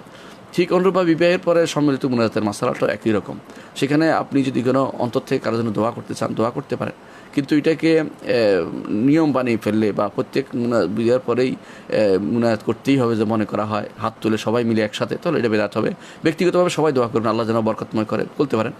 এবং সেখানে আপনিও হাত তুলতে পারেন, অন্যরাও ভিন্ন ভিন্ন হাত তুলে, কেউ হাত তুলবে বা তুলবে না, অসুবিধা নেই। মুখে বলতে পারেন আল্লাহ যেন বরকতময় করে, আল্লাহ বারাকাল্লাহু ফীহি বারাকাল্লাহু বারাক, তার মধ্যে আল্লাহ বরকত দিন। আরবি বলা দরকার নেই, বাংলাতেই আল্লাহ তার বউর মধ্যে বরকত দিন এবং তার পরিবারের মধ্যে বরকত দিন, তাদের মধ্যে যেন উত্তম সন্তান আসে, দোয়া করেন। এরকম দোয়া করতে পারেন, কোনো সমস্যা নেই এটাতে। রাসূলুল্লাহ সাল্লাল্লাহু আলাইহি ওয়াসাল্লাম সাহাবীরা এরকম একে অপরের জন্য দোয়া করতেন বিয়ের পরে, এবং রাসূলুল্লাহ সাল্লাল্লাহু আলাইহি ওয়াসাল্লাম এই দোয়া শিক্ষা দিয়েছেন। অর্থাৎ এর দোয়াটা জায়েজ আছে, কিন্তু এটার এই সুরতটা জায়েজ না, যেটা আমরা সবাই মিলে সব সময় যে উঠাতে হবে, এই নিয়ম বানিয়ে ফেলেছি যে বিয়ের পরে হাত তুলো, সবাই মিলে ধরো একজন ইমামের পিছনে এবং সবাই দোয়া করতেছে, এইরকম সিস্টেমটা আসলে সিস্টেম বানিয়ে ফেলাটা জায়েজ নেই। স্বামী যদি আগে মারা যায়, প্রশ্ন হচ্ছে, স্বামী যদি আগে মারা যায়, স্ত্রী জীবিত থাকে, বেপরদায় চলাফেরা করে, সেক্ষেত্রে স্বামীর কি কোনো প্রকার গুনাহ হবে? স্বামী যদি আগে মারা যায়, স্ত্রী জীবিত থাকে, বেপরদায় চলে বেপরদায় চলে, সেক্ষেত্রে স্বামীর গুনাহ হবে কিনা, এটা দুটি মাসলার সাথে জড়িত। প্রথম হচ্ছে, স্বামী কি তাকে আগে নিষেধ করেছিল কিনা।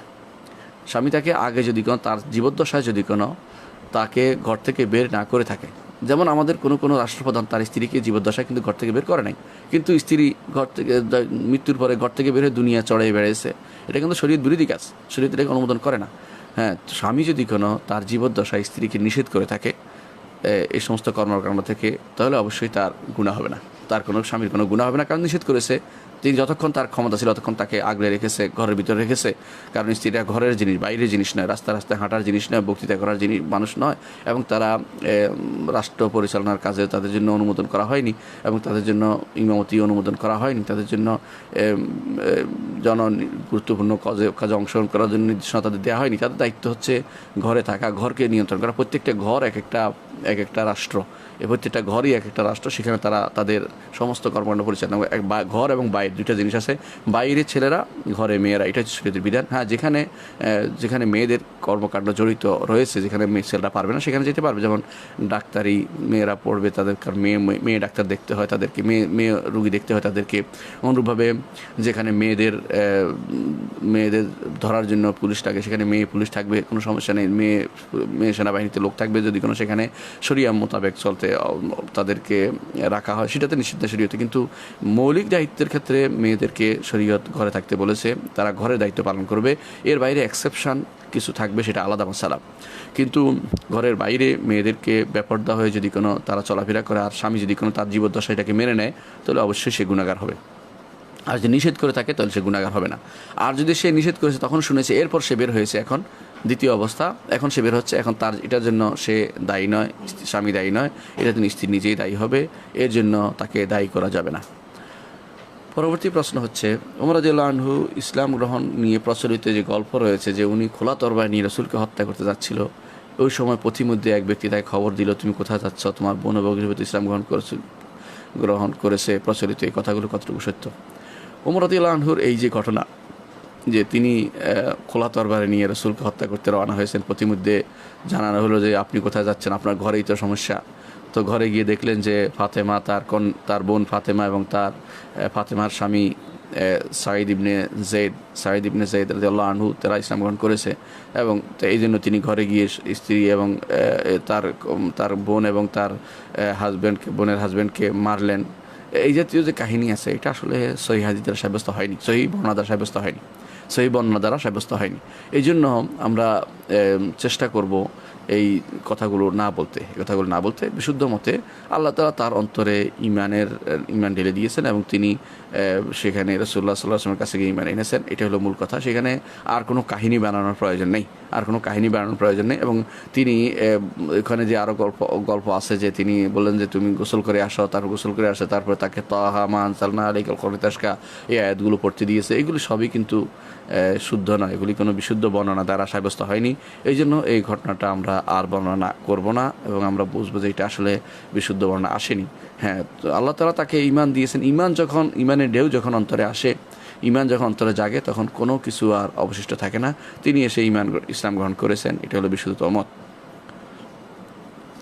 লন্ডনে ফেতরা নির্ধারণ করেছেন 6 পাউন্ড। আমার প্রশ্ন, যদি ওই 6 পাউন্ডকে বাংলাদেশি টাকায় চেঞ্জ করলে চাউল কিনে দেই, তাহলে কি ফেতরা আদায় হবে নাকি বাংলাদেশি হিসাবে 3 কেজি করে দেব? জাযাকাল্লাহ। লন্ডনে আপনার যে ফেতরা, আপনি যেখানে থাকেন সেখানকার নিয়মে দিবেন, এটা হচ্ছে নিয়ম। আরেক দেশের নিয়মে দিবেন না, আপনি ফাঁকিটা গ্রহণ করবেন না। লন্ডনের যে টাকা সেটা বাংলাদেশের টাকা অনেক কম হয়, সুতরাং আপনার উচিত হবে লন্ডনের টাকা আপনাকে ফেতরা দেয়া বা সেটা পাঠিয়ে দিবেন। সেটা অনুসারে আপনি দেশে মানুষকে দিতে পারবেন। সেখানে যদি গরিব না থাকে, নিয়ম হচ্ছে যেখানে গরিব সেখানে আগে দেয়া।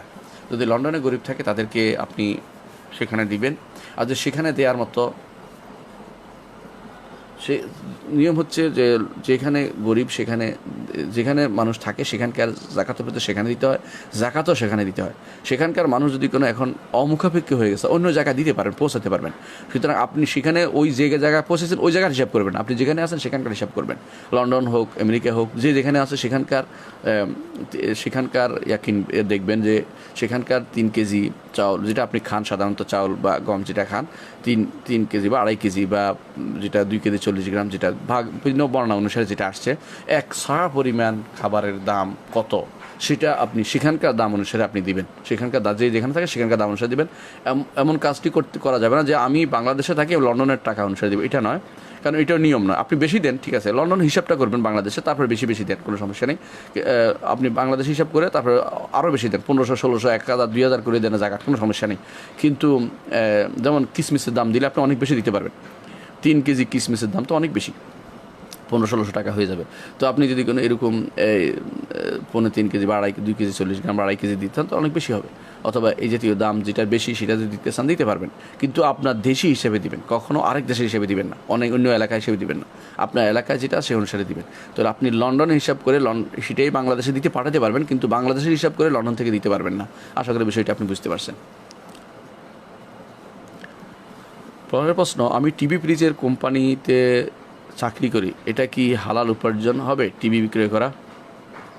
টিভি আসলে একটা যন্ত্র, এটা বিক্রি করা হারামের কিছু নেই, কিন্তু সমস্যা হচ্ছে বর্তমানে টিভি হালাল চালার কোনো উপায় নেই।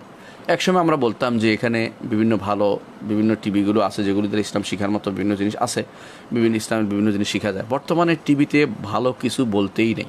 কেন? আপনি দেখেন, খবর পাঠ করলে একজন নারী আসবে, আপনার মুখ খোলা, খবর পাঠ যিনি ছেলের জন্য তার দেখা হারাম।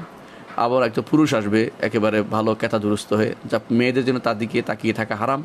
আবার যদি শুধু খবরটাই ধরলাম, আর যদি নাটক হয় তো পুরোটাই হারাম, মিথ্যা কথা। আর যদি কোনো এই জাতীয় কোনো হয়, কোনো কার্টুন তো পুরোটাই বেহুদা, সময় নষ্ট এবং হারাম কাজ দেখাচ্ছে। টিভি আসলে আমাদের সমাজ থেকে উঠে যাওয়া উচিত, এবং এইগুলো টিভি আসলেই কোনো সুস্থ কোনো নয়, সংস্কৃতি নয় বর্তমানে। কারণ টিভিতে ভালো কিছু দেখানোর কোনো সুযোগ নেই। ভালো করে দেখুন। আলহামদুলিল্লাহ, যারা বিবেকবান তারা কেউ এখন আর টিভি ঘরে রাখে না।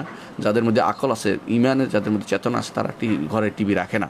আমরা বহু আগেই দেখেছি অনেক ভাইকে যে টিভি ঘরে রাখেনি। আলহামদুলিল্লাহ, টিভি ঘরে রাখবেন না, টিভির আসলে কোনো প্রয়োজনীয়তা নেই। এখন আপনি খবর শুনতে চান, সামান্য আলহামদুলিল্লাহ পত্রিকা দেখে খবরটা জেনে নেবেন, সাথে সাথে পত্রিকাটি কেটে চূর্ণ একদম পূর্ণ শেষ করে দিবেন, যাতে করে সেটা আর কোনো সেটার কোনো ছবি কারো হাতে না পড়ে। খবরটা পড়ে শেষ করে দিবেন, ভ্যানিশ করে দিবেন। আমাদের এক ওস্তাদকে দেখেছি আমি, পত্রিকা পড়ে আমাকেও দিলেন না, তিনি নিজেটাকে ছিঁড়ে কুটি কুটি করে ফেলেছেন। পত্রিকা পড়া শেষ করে দিয়েছেন। আমাকেও দেননি কেন? যে তালেবে এলেম, ছাত্ররা পত্রিকা পড়ার মধ্যে কোনো ফায়দা নেই, পত্রিকা পড়ে তারা ক্ষতিগ্রস্ত হবে, ছাত্ররা এলেম অর্জন করবে, জ্ঞান অর্জন করবে, এই জন্য তিনি সেটা চেয়েছেন। সুতরাং এইভাবে বেহুদা সময় নষ্ট করার জন্য টিভি একটা বিরাট মাধ্যম। তো আপনি টিভি ফ্রিজ কোম্পানিতে চাকরি করেন, আমি মনে করি যে ফ্রিজ আলাদা, ফ্রিজ তো লাগবেই, ফ্রিজে খারাপ কিছু হয় না। হ্যাঁ, খারাপ কিছু কেউ রাখলে সেটা আলাদা কথা, ব্যক্তিগত কাজ, কিন্তু এটা খারাপ, এটা সবই ভালো কাজ। তো আপনি টিভির যে বিক্রি যে মাসালাটা, সেটা আসলেই এখন বর্তমানে প্রশ্নবিদ্ধ। আগে এক সময় ব্যবহার করা যেত, কারণ এখনও ভালো অনেক কিছু ছিল। এখন টিভি খুললেই প্রত্যেকটি টিভি চ্যানেলে আপনাকে হারাম শিক্ষা দিচ্ছে, হারাম কাজের কথা বলছে, বেদাত শিক্ষা দিচ্ছে, বেদাতের কথা বলছে। ভালো খুব কমই, আপনি 100%-এর মধ্যে আপনি 2% ভালো, কী লাভ হবে? এটা দিয়ে কী উপকার হবে? এটাতে সারাক্ষণ আপনাকে হারাম দিচ্ছে, এর মধ্যে একটা হালাল দিল, আপনি এরপর এটা কী করবেন? এটা তো 100 হারামের ভিতরে ডুবে গেছে সেটা। সুতরাং টিভি আসলে কোনো ভালো জিনিস এখন আর থাকেনি। টিভি এগুলো থেকে আমাদের বিক্রি করা, যদিও আমি বলছি না হারাম, কিন্তু এগুলো দূরে থাকাই উচিত। কারণ হ্যাঁ, ভালো কাজে ব্যবহৃত হতে পারে। যেমন স্ক্রিন আপনি বিক্রি করলেন, সেখানে শেখানো হলো, অথবা সেখান থেকে দার্স দেখানো হলো কাউকে শেখানো, সেটা আলাদা, তো খুব সীমিত আকার হয়ে থাকে। কিন্তু ঘরে ঘরে টিভি একেবারে বিরাট এটা লাগিয়ে রাখলো ঘরের দেয়ালের মধ্যে, এবং যত আসে ছেলেরা কতক্ষণ চালালো, মেয়েরা কতক্ষণ চালালো, এরপরে বসে বসে স্ত্রী সারাক্ষণ টিভির দিকে তাকিয়ে থাকলো, ভারতীয় চ্যানেল দিকে তাকিয়ে থাকলো, সবই হচ্ছে এই টিভির খারাপ দিক। সুতরাং যেই জিনিসের খারাপ বেশি, মনে রাখবেন ইসলামী শরীয়তের কায়দা হচ্ছে, যেই জিনিসের খারাপ দিকটা বেশি সেই জিনিস থেকে অবশ্যই বিরত থাকতে হয়। যেহেতু টিভির খারাপ দিকটা বেশি, সেহেতু তা থেকে বিরত থাকতে হবে। আপনার উপার্জনের যেহেতু ফ্রিজ আছে, অন্যান্য জিনিস সম্পদ আছে, সেহেতু হালাল হবে। কিন্তু যদি টিভি বেশি বিক্রি হয়, অন্যগুলি বিক্রি কম হয়, তাহলে আপনার জন্য উপার্জন হালাল হবে না, আপনার উপার্জন হালাল হবে না। আশা করি বিষয়টি আপনি বুঝতে পারছেন। আল্লাহ তাআলা পবিত্র কোরআনে বলেছেন নিজেকে মুসলিম বলে পরিচয় দিতে। তাহলে 4 মাযহাব বিভক্ত হওয়া বা অন্য কোনো দলে বিভক্ত হওয়া জায়েজ কিনা, মুসলিম কিনা, কোরআন হাদিস দিয়ে ক্লিয়ার করবেন। আহলে হাদিস বলে দল বিভক্ত হবে না তো? দয়া করে প্রশ্নটা কোরআন হাদিস দ্বারা ক্লিয়ার করবেন, জাযাকাল্লাহ। প্রশ্নটা হচ্ছে, আল্লাহ তাআলা অবশ্যই কোরআনে কারীম বলছেন হুয়া সাম্মাকুম মুসলিম, তোমাদেরকে মুসলিম নাম রেখেছেন। তো এটা ইব্রাহিম হতে পারে, আল্লাহ হতে পারেন, দুই অর্থ হতে পারে, হুয়া দ্বারা দুইটি উদ্দেশ্য হতে পারে। আর আল্লাহ তাআলা কোরআনে কারীম বলছেন ওয়ালা তামুতুন্না ইল্লা ওয়া আনতুম মুসলিমুন, মুসলিম না হয়ে মারা যেও না। হ্যাঁ ভাই, ঠিকই আছে। মাযহাব বা এই আহলে হাদিস বা এই জাতীয় ভাগটা কিন্তু কোনো দিন নয়। অর্থাৎ কোনো মুসলিম, যেমন একটা মুসলিম পরিচয়টা কি, আমাদের দিন কি ইসলাম, আমরা কি মুসলিম, এটা দিনই পরিচয়। কিন্তু মাযহাব কোনো দিনই পরিচয় যখন হবে, তখন সেটা নিষিদ্ধ হবে। যদি মনে করা হয় যে আমরা হানাফি, অন্যরা আসলে তো কীরকম মুসলিম, তাহলে তো শেষ। যদি মনে করা হয় শাফিঈরা খারাপ, তাহলে বরবাদ। অর্থাৎ আপনি যদি মনে করেন যে এগুলো মাযহাব কোনো দিনের জায়গায় চলে যায়, যেমন অধিকাংশ ক্ষেত্রে এখন অনেকেই সহিহ হাদিসের বিরোধিতা করে এই মাযহাবের দোহাই দিয়ে। কোরআন এবং সুন্নাহর বিরোধিতা চলে, মাযহাব আছে, মাযহাবে নাই। আমাদের মাযহাবে নাই। আমাদের মাযহাব বলে কি আলাদা কিছু হইল নাকি? কোরআন এবং সুন্নাহর বাইরে আপনার মাযহাব আসলে কোত্থেকে? আমরা সবাই কিন্তু কোরআন হাদিসকে মেনে চলেছেন, আপনি সেটা অনুসারে চলবেন। সুতরাং 4 মাযহাব হোক, বা যদি কেউ আহলে হাদিস দাবিদার হয়ে যদি কোনো, আলহামদুলিল্লাহ তারা করে না, তারপর বলছে, যদি কোনো বলে যে আমাদের এতে নেই, মতে নেই, এটা আমরা এটা দেখি নেই, কোরআন হাদিস থাকলেও আমাদের ওস্তাদরা করে নাই, তাহলে বোঝা গেল তারাও একটা মাযহাব মেনে চলছে। এটা হবে না। অর্থাৎ যখনই কোরআন হাদিস আসবে, তখনই আপনাকে কোরআন হাদিস মেনে চলতে হবে। এটা হলো মুসলিমের পরিচয়, এটা হলো মুসলিম। এর বাইরে আপনি যদি কোনো ইজতিহাদের পর্যায়ে না পৌঁছে থাকেন, বা আলেমদের কাছে জিজ্ঞাসা করতে না পারেন, কোনো মাযহাবের কিতাব থেকে আপনি দেখে আমল করতেছেন, অথবা কেউ জিজ্ঞাসা করছে আপনাকে কোনো মাযহাব থেকে, কিতাব থেকে আপনাকে কোনো বিধান দিয়ে দিয়েছে, আপনি সেটার উপর আমল করছেন, আপনি সেটার শরীয়ত বিরোধী পাননি, তাহলে কোনো নিষেধ নেই এটাতে শরীয়তে। এই জন্য মাযহাবগুলোতে যে সমস্ত বিধান আছে, এগুলো ফেলে দেওয়ার জিনিস না, সেগুলো আমাদের উম্মতে মুসলিমার জন্য সম্ভার, এগুলো হচ্ছে উম্মতে মুসলিমার সম্পদ। এগুলি থেকে জানতে হবে যে কোনটার কী মত, এবং তা থেকে আপনাকে সহিটা বিশুদ্ধটা গ্রহণ করে নিতে হবে। এটা হচ্ছে ইমামদের, এটা হচ্ছে একজন সত্যিকার মুসলিমের কাজ। এগুলি থেকে নিজেরা ভাগ করে নিতে হবে না, উম্মতকে ভাগ করে ফেলতে হবে না যে আমি হানাফি মাযহাব, আলাদা ভাগ করে ফেললে এটা ঠিক এক সময় ঠিক ওই রকম হয়ে যাবে যেমনিভাবে খ্রিস্টানরা তাদের দিনকে ভাগ ভাগ করে নিয়েছে। আল্লাহ তাআলা কোরআনে কারীমে বলেছেন, ইন্নাল্লাযীনা ফাররাকু দীনাহুম ওয়া কানু শিয়া'আন লাস্তা মিনহুম বিশাই। যারা তাদের দিনকে ভাগ করে নিয়েছে এবং ভাগ ভাগ হয়ে তারা ভিন্ন ভিন্ন দলে উপদলে বিভক্ত হয়েছে, আপনি তাদের মধ্যে নেই। রাসূল কি বলেছেন সেটা। এর অর্থ হচ্ছে খ্রিস্টানরা এইভাবে কেউ হয়েছে অর্থোডক্স, কেউ হয়েছে এইভাবে তারা বিভিন্ন ভাগে বিভক্ত হয়ে গেছে। আপনি জানেন যে কেউ অর্থোডক্স হয়েছে, কেউ বা ক্যাথলিক হয়েছে, কেউ বা প্রটেস্ট্যান্ট হয়েছে, এইভাবে ভাগ ভাগ হয়ে গেছে। উম্মতে মুসলিমাকে এইভাবে ভাগ করার কোনো সুযোগ নেই। উম্মতে মুসলিমার একটাই থাকবে, সেটা হচ্ছে মুসলিম তারা। কিন্তু সমস্যা হচ্ছে মুসলিম পরিচয় যারা দেয় তাদের মধ্যে কেউ কেউ ইতিমধ্যেই দিন থেকে বেরিয়ে গেছে। আপনি কি কাদিয়ানিরও নিজের মুসলিম পরিচয়, আপনি কি বলবেন যে কাদিয়ানি ভাগ হওয়া যাবে না? এর অর্থ হচ্ছে ভাগ হওয়া যাবে না। আপনি বুঝে গেছেন যে ওই সময় যখন আপনি দেখতে পাচ্ছেন তারা দিন থেকে বেরিয়ে গেছে অথবা দিন থেকে ভিন্ন দলে বিভক্ত হয়ে গেছে, তখন আপনার একটা পরিচয় থাকা দরকার। এই জন্য আপনার সবচেয়ে বড় পরিচয় হবে আহলুস সুন্নাহ ওয়াল জামাআহ।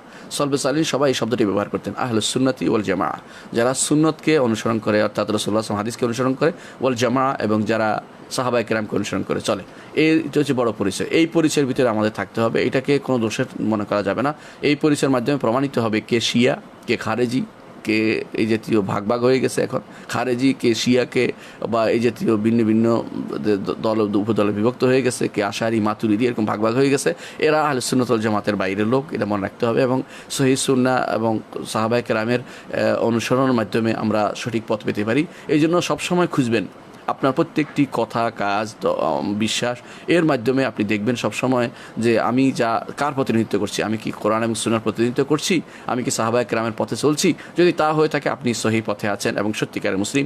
আর যদি আপনি সেটা না করে থাকেন, আপনি সত্যিকারের মুসলিম হতে পারেননি এখনও, আপনার সময় এখনও সহিহ সুন্নাহ আসার আপনার দরকার আছে, আহলুস সুন্নাহ ওয়াল জামাত হওয়ার দরকার আছে। যদি না হন, গোড়ামি করেন, করতে পারবেন। শিয়ারাও গোড়ামি করে, খারেজিরাও গোড়ামি করে, আশারিরাও গোড়ামি করে, মাতুরিদিয়াও গোড়ামি করে। এরা গোড়ামি করে করে দিন দূরে সরে যাচ্ছে দিন থেকে, দিনের মূল সেন্স থেকে দূরে গিয়ে প্রত্যেকে কোরআন হাদিস দিয়ে দলিল দিতে পারবে।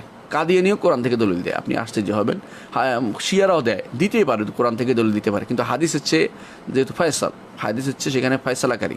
হাদিস দিয়ে আপনি দেখবেন যে হাদিসে সব ব্যাখ্যা দেওয়া আছে, কোরআনের ব্যাখ্যা অতিরিক্ত ব্যাখ্যা দেওয়া আছে। এই জন্য হাদিস হচ্ছে যে কোনো কাজের সময় হাদিস হচ্ছে মূলত পার্থক্যকারী, যে আমার এটা সত্য কি মিথ্যা, গ্রহণ করা হবে কি হবে না, সেটার উপরে হাদিসের মাধ্যমে আপনাকে নিতে হবে। এই জন্য সালফে সালেহিন সবসময় বলতেন যে হাদিস নিয়ে আসো, সহিহ সুন্নাহ নিয়ে আসো, সালফে সালেহিন আমল নিয়ে আসো। এই জন্য আপনাকে আহলুস সুন্নাহ ওয়াল জামাআহ এর ভিতরে থাকতে হবে।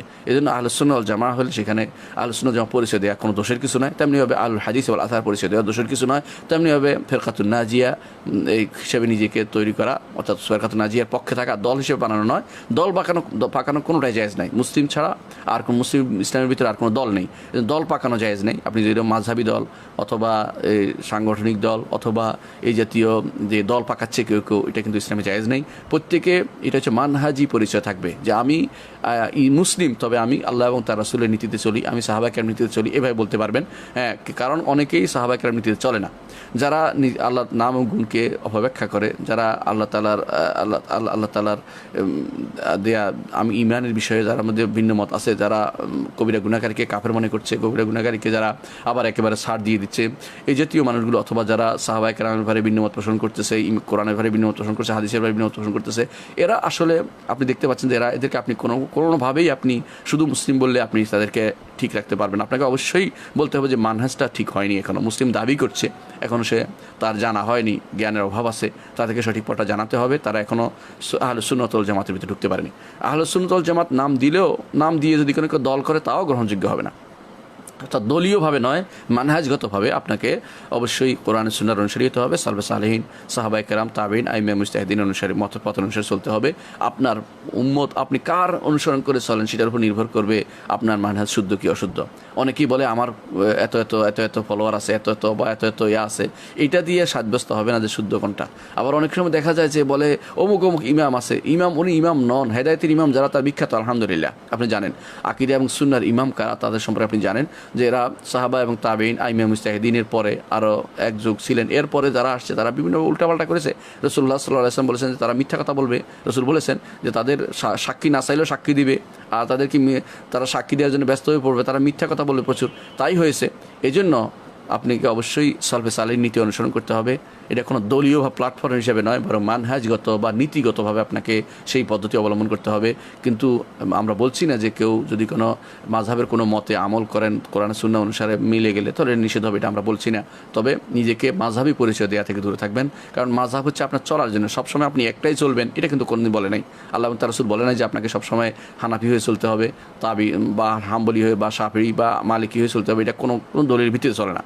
এটা একটা এই কাজটি অবশ্যই একটি ভুল কাজ যে আমাদের একটা নীতি পরিচয় সবসময় দিয়ে যেতে হবে। কেন আপনি ইমাম আবু হানিফা রাহমাতুল্লাহ যা সত্য বলেছেন, যা ভালো বলেছেন আমল করবেন, কোনো সমস্যা নেই। কিন্তু পরিচয়টা যেন আপনার হয় মুসলিম, পরিচয় যেন হানাফি পরিচয় যেন না হয়, সবখানে আপনি তার কথাই মেনে চলতে হবে। এটা আসলে সুন্নাহ বিরোধী কাজ, এটা করা যাবে না। এটা আসলে বিধান বিরোধী, এটা আল্লাহ তাআলার বিধান, আল্লাহ তাআলার নিয়ম বিরোধী কাজ, এটা করা যাবে না। এটা রাসূল বলেন নাই, সাহাবায়ে কেরাম বলেন নাই। কারণ অনুসরণকারী হতে একক অনুসারী, কারণ একক অনুসারী হতে হবে আমাদেরকে একমাত্র মুহাম্মদুর রাসূলুল্লাহ সাল্লাল্লাহু আলাইহি ওয়াসাল্লামের, তাকেই অনুসরণ করা যাবে। কুলুন ইউখাযু মিন কাওলিহি ওয়া ইয়ারাদ্দু ইল্লা সাহিব হাদাল কবর, প্রত্যেকের কথা নেওয়া যাবে এবং ছাড়া যাবে একমাত্র এই কবরবাসী ব্যতীত। ইমাম মালিক রাহমাতুল্লাহ আলাইহি কথাটি বলেছেন। তিনি মদিনায় দাস দেওয়ার সময় তিনি ইঙ্গিত করে কবরবাসী দেখিয়ে তিনি বলেছেন এই কবরবাসী ব্যতীত আর সবার কথা নেওয়া যাবে এবং ছাড়া যাবে। এমন ব্যক্তি যদি কোনো হয় যে সবার একজনের কথা সবসময় নিবে, সে ব্যক্তি তাকে তো নবীর পর্যায়ে নিয়ে যাচ্ছে। এই জন্য সেটা যেন কখনো না হয়, এই বিষয়টি আমাদের খেয়াল রাখতে হবে। জি, আরেকটু দেখি। প্রশ্ন করেছেন, আমার স্ত্রী বাপের বাড়িতে বেড়াতে গেলে আমি বলেছি 3 দিনের বেশি থাকা যাবে না। সে প্রশ্নগুলো 3 দিনের বেশি থাকা যাবে না এটা কোন হাদিসে আছে? আসলে 3 দিনের বেশি থাকা যাবে না কোনো হাদিসে নেই, এটা কিন্তু সত্য কথা। আপনার স্ত্রী বাপের বাড়ি গেলে দুইজনের মধ্যে এটা হচ্ছে এটা মিউচুয়াল আন্ডারস্ট্যান্ডিংয়ের ব্যাপার, সমন্বয়ের ব্যাপার। এটাতে বাড়াবাড়ি করে উনিও হাদিস দেখাতে যাবেন না, আর আপনিও হাদিস আছে বলবেন না। বরং স্ত্রীর বাড়িতে, স্বামীর বাড়িতে বেড়াতে গেলে, বাপের বাড়িতে বেড়াতে গেলে সে বেশি দিন থাকতে পারবে। যিনি বলেছেন, কেউ বলে 3 দিন বেশি, 3 দিনের পরে গেলে তাকে খাবার নিয়ে যেতে হবে, এই জাতীয়, এটা হচ্ছে যদি তাকে স্বামী তার বাপের বাড়িতে পাঠিয়ে দেয় যে কিছুদিন থাকো, তার আর্থিক সাশ্রয়, তাহলে বাবার ক্ষতিকর প্রভাব পড়ে, তখন একটা মাসালা আসবে যে কেন বাপের বাড়িতে তার কষ্ট দেওয়া হচ্ছে। কিন্তু একজন মানুষ তার আনন্দের ভিত্তিতে এক বাড়িতে বেশি বেড়াইতে পারে, এতে কোনো নিষেধ নেই, শরীয়তেও নিষেধ নেই। 3 দিন দিয়াফা করতে বাধ্য এটা বলা হয়েছে, কিন্তু এখানে তো বাপের বাড়িতে দিয়াফা নয়, বাপের তার হক এটা, এবং তার সেখানে থাকাটা তার এটা সেলা রেহমির অন্তর্ভুক্ত, এবং সন্তানের প্রতি তার বাবার দায়িত্ব, এবং বোনের প্রতি ভাইয়ের দায়িত্ব, এবং একজন ফুফুর প্রতি তার ভাতিজার দায়িত্ব। তো সেগুলোকে খারাপভাবে এইভাবে কঠিন করে নেওয়া যে 3 দিনে বেশি থাকতে পারবে না, এটা আসলে শরঈ কোনো মত নয়, এটা হচ্ছে ব্যক্তিগত মত। মানুষ তার বাপের বাড়িতে থাকতে পছন্দ করে। একটু চিন্তা করে দেখেন, আয়েশা রাদিয়াল্লাহু আনহা 1 মাস তার বাপের বাড়িতে ছিলেন, রাসূল কি তার জন্য খাবার পাঠিয়েছেন? না। তাহলে এই জাতীয় কথাবার্তা কেন বলে যারা 3 দিন বেশি থাকতে পারবে না? 3 দিনে বেশি থাকতে পারবে, 3 দিনের কমও থাকতে পারবে, গিয়ে চলে আসতে পারবে। একজন মানুষের যখন পরিবার হয়ে যায় তখন সে বাপের বাড়ি যাওয়ার সময় পায় না। চিন্তা করে যে আমার নিজেরই এখন সময় যাচ্ছে, তখন আপনি প্রথম মেয়েরা একটু বাপের বাড়ি যেতে চায়, তাদের আগ্রহ বেশি থাকে, এবং তারা মানসিক বাপ মায়ের প্রতি একটু টান থাকে, যেতে চায়, দেখতে চায়, তাদেরকে সেভাবে যেতে দিবেন। পরে তারা নিজেরাই যাবে না, যখন সন্তান সন্ততি হবে, অথবা স্বামীর প্রতি টান থাকবে, তখন সে স্বামীকে রেখে একা যেতে চাইবে না। সুতরাং নিজেদের মধ্যে ভালোবাসা বৃদ্ধি করুন, সময় নির্ধারণ করে দিবেন না। 3 দিনের বেশি থাকতে যাবে না এটা বলেন না, 3 দিনের বেশিও থাকতে পারবে। 3 দিনের বেশি দিয়াফতের মাসালা এটা নয়, এখানে বাপের বাড়িতে 3 দিনের মাসালা মেহমানদারির মাসালা নয়, এটা একটা ভুল মাসালা। বাপের বাড়িতে একজন মানুষ যতক্ষণই থাকতে পারবে, কারণ সে এই বাড়ির লোকই ছিল। বিয়ের পরে এখন বলতে পারেন যে স্বামীর কথা শুনতে বাধ্য কিনা। স্বামী যদি কোনো বাবার বিয়ের আগ পর্যন্ত বাবার কর্তৃত্ব থাকে, বিয়ের পরে স্বামীর কর্তৃত্ব চলে আসে। এই জন্য স্বামী যদি বলে 3 দিনের বেশি থাকতে পারবে না, বলো 1 দিনের বেশি থাকতে পারবে না, স্ত্রীর জন্য কর্তব্য হচ্ছে এই নীতি পালন করা, এই নির্দেশ পালন করা। কারণ রাসূলুল্লাহ সাল্লাল্লাহু আলাইহি ওয়াসাল্লাম তিনি বলেছেন যে যদি আমি কাউকে সিজদা করার অনুমতি দিতাম, তাহলে স্বামীকে সিজদা করার অনুমতি দিতাম।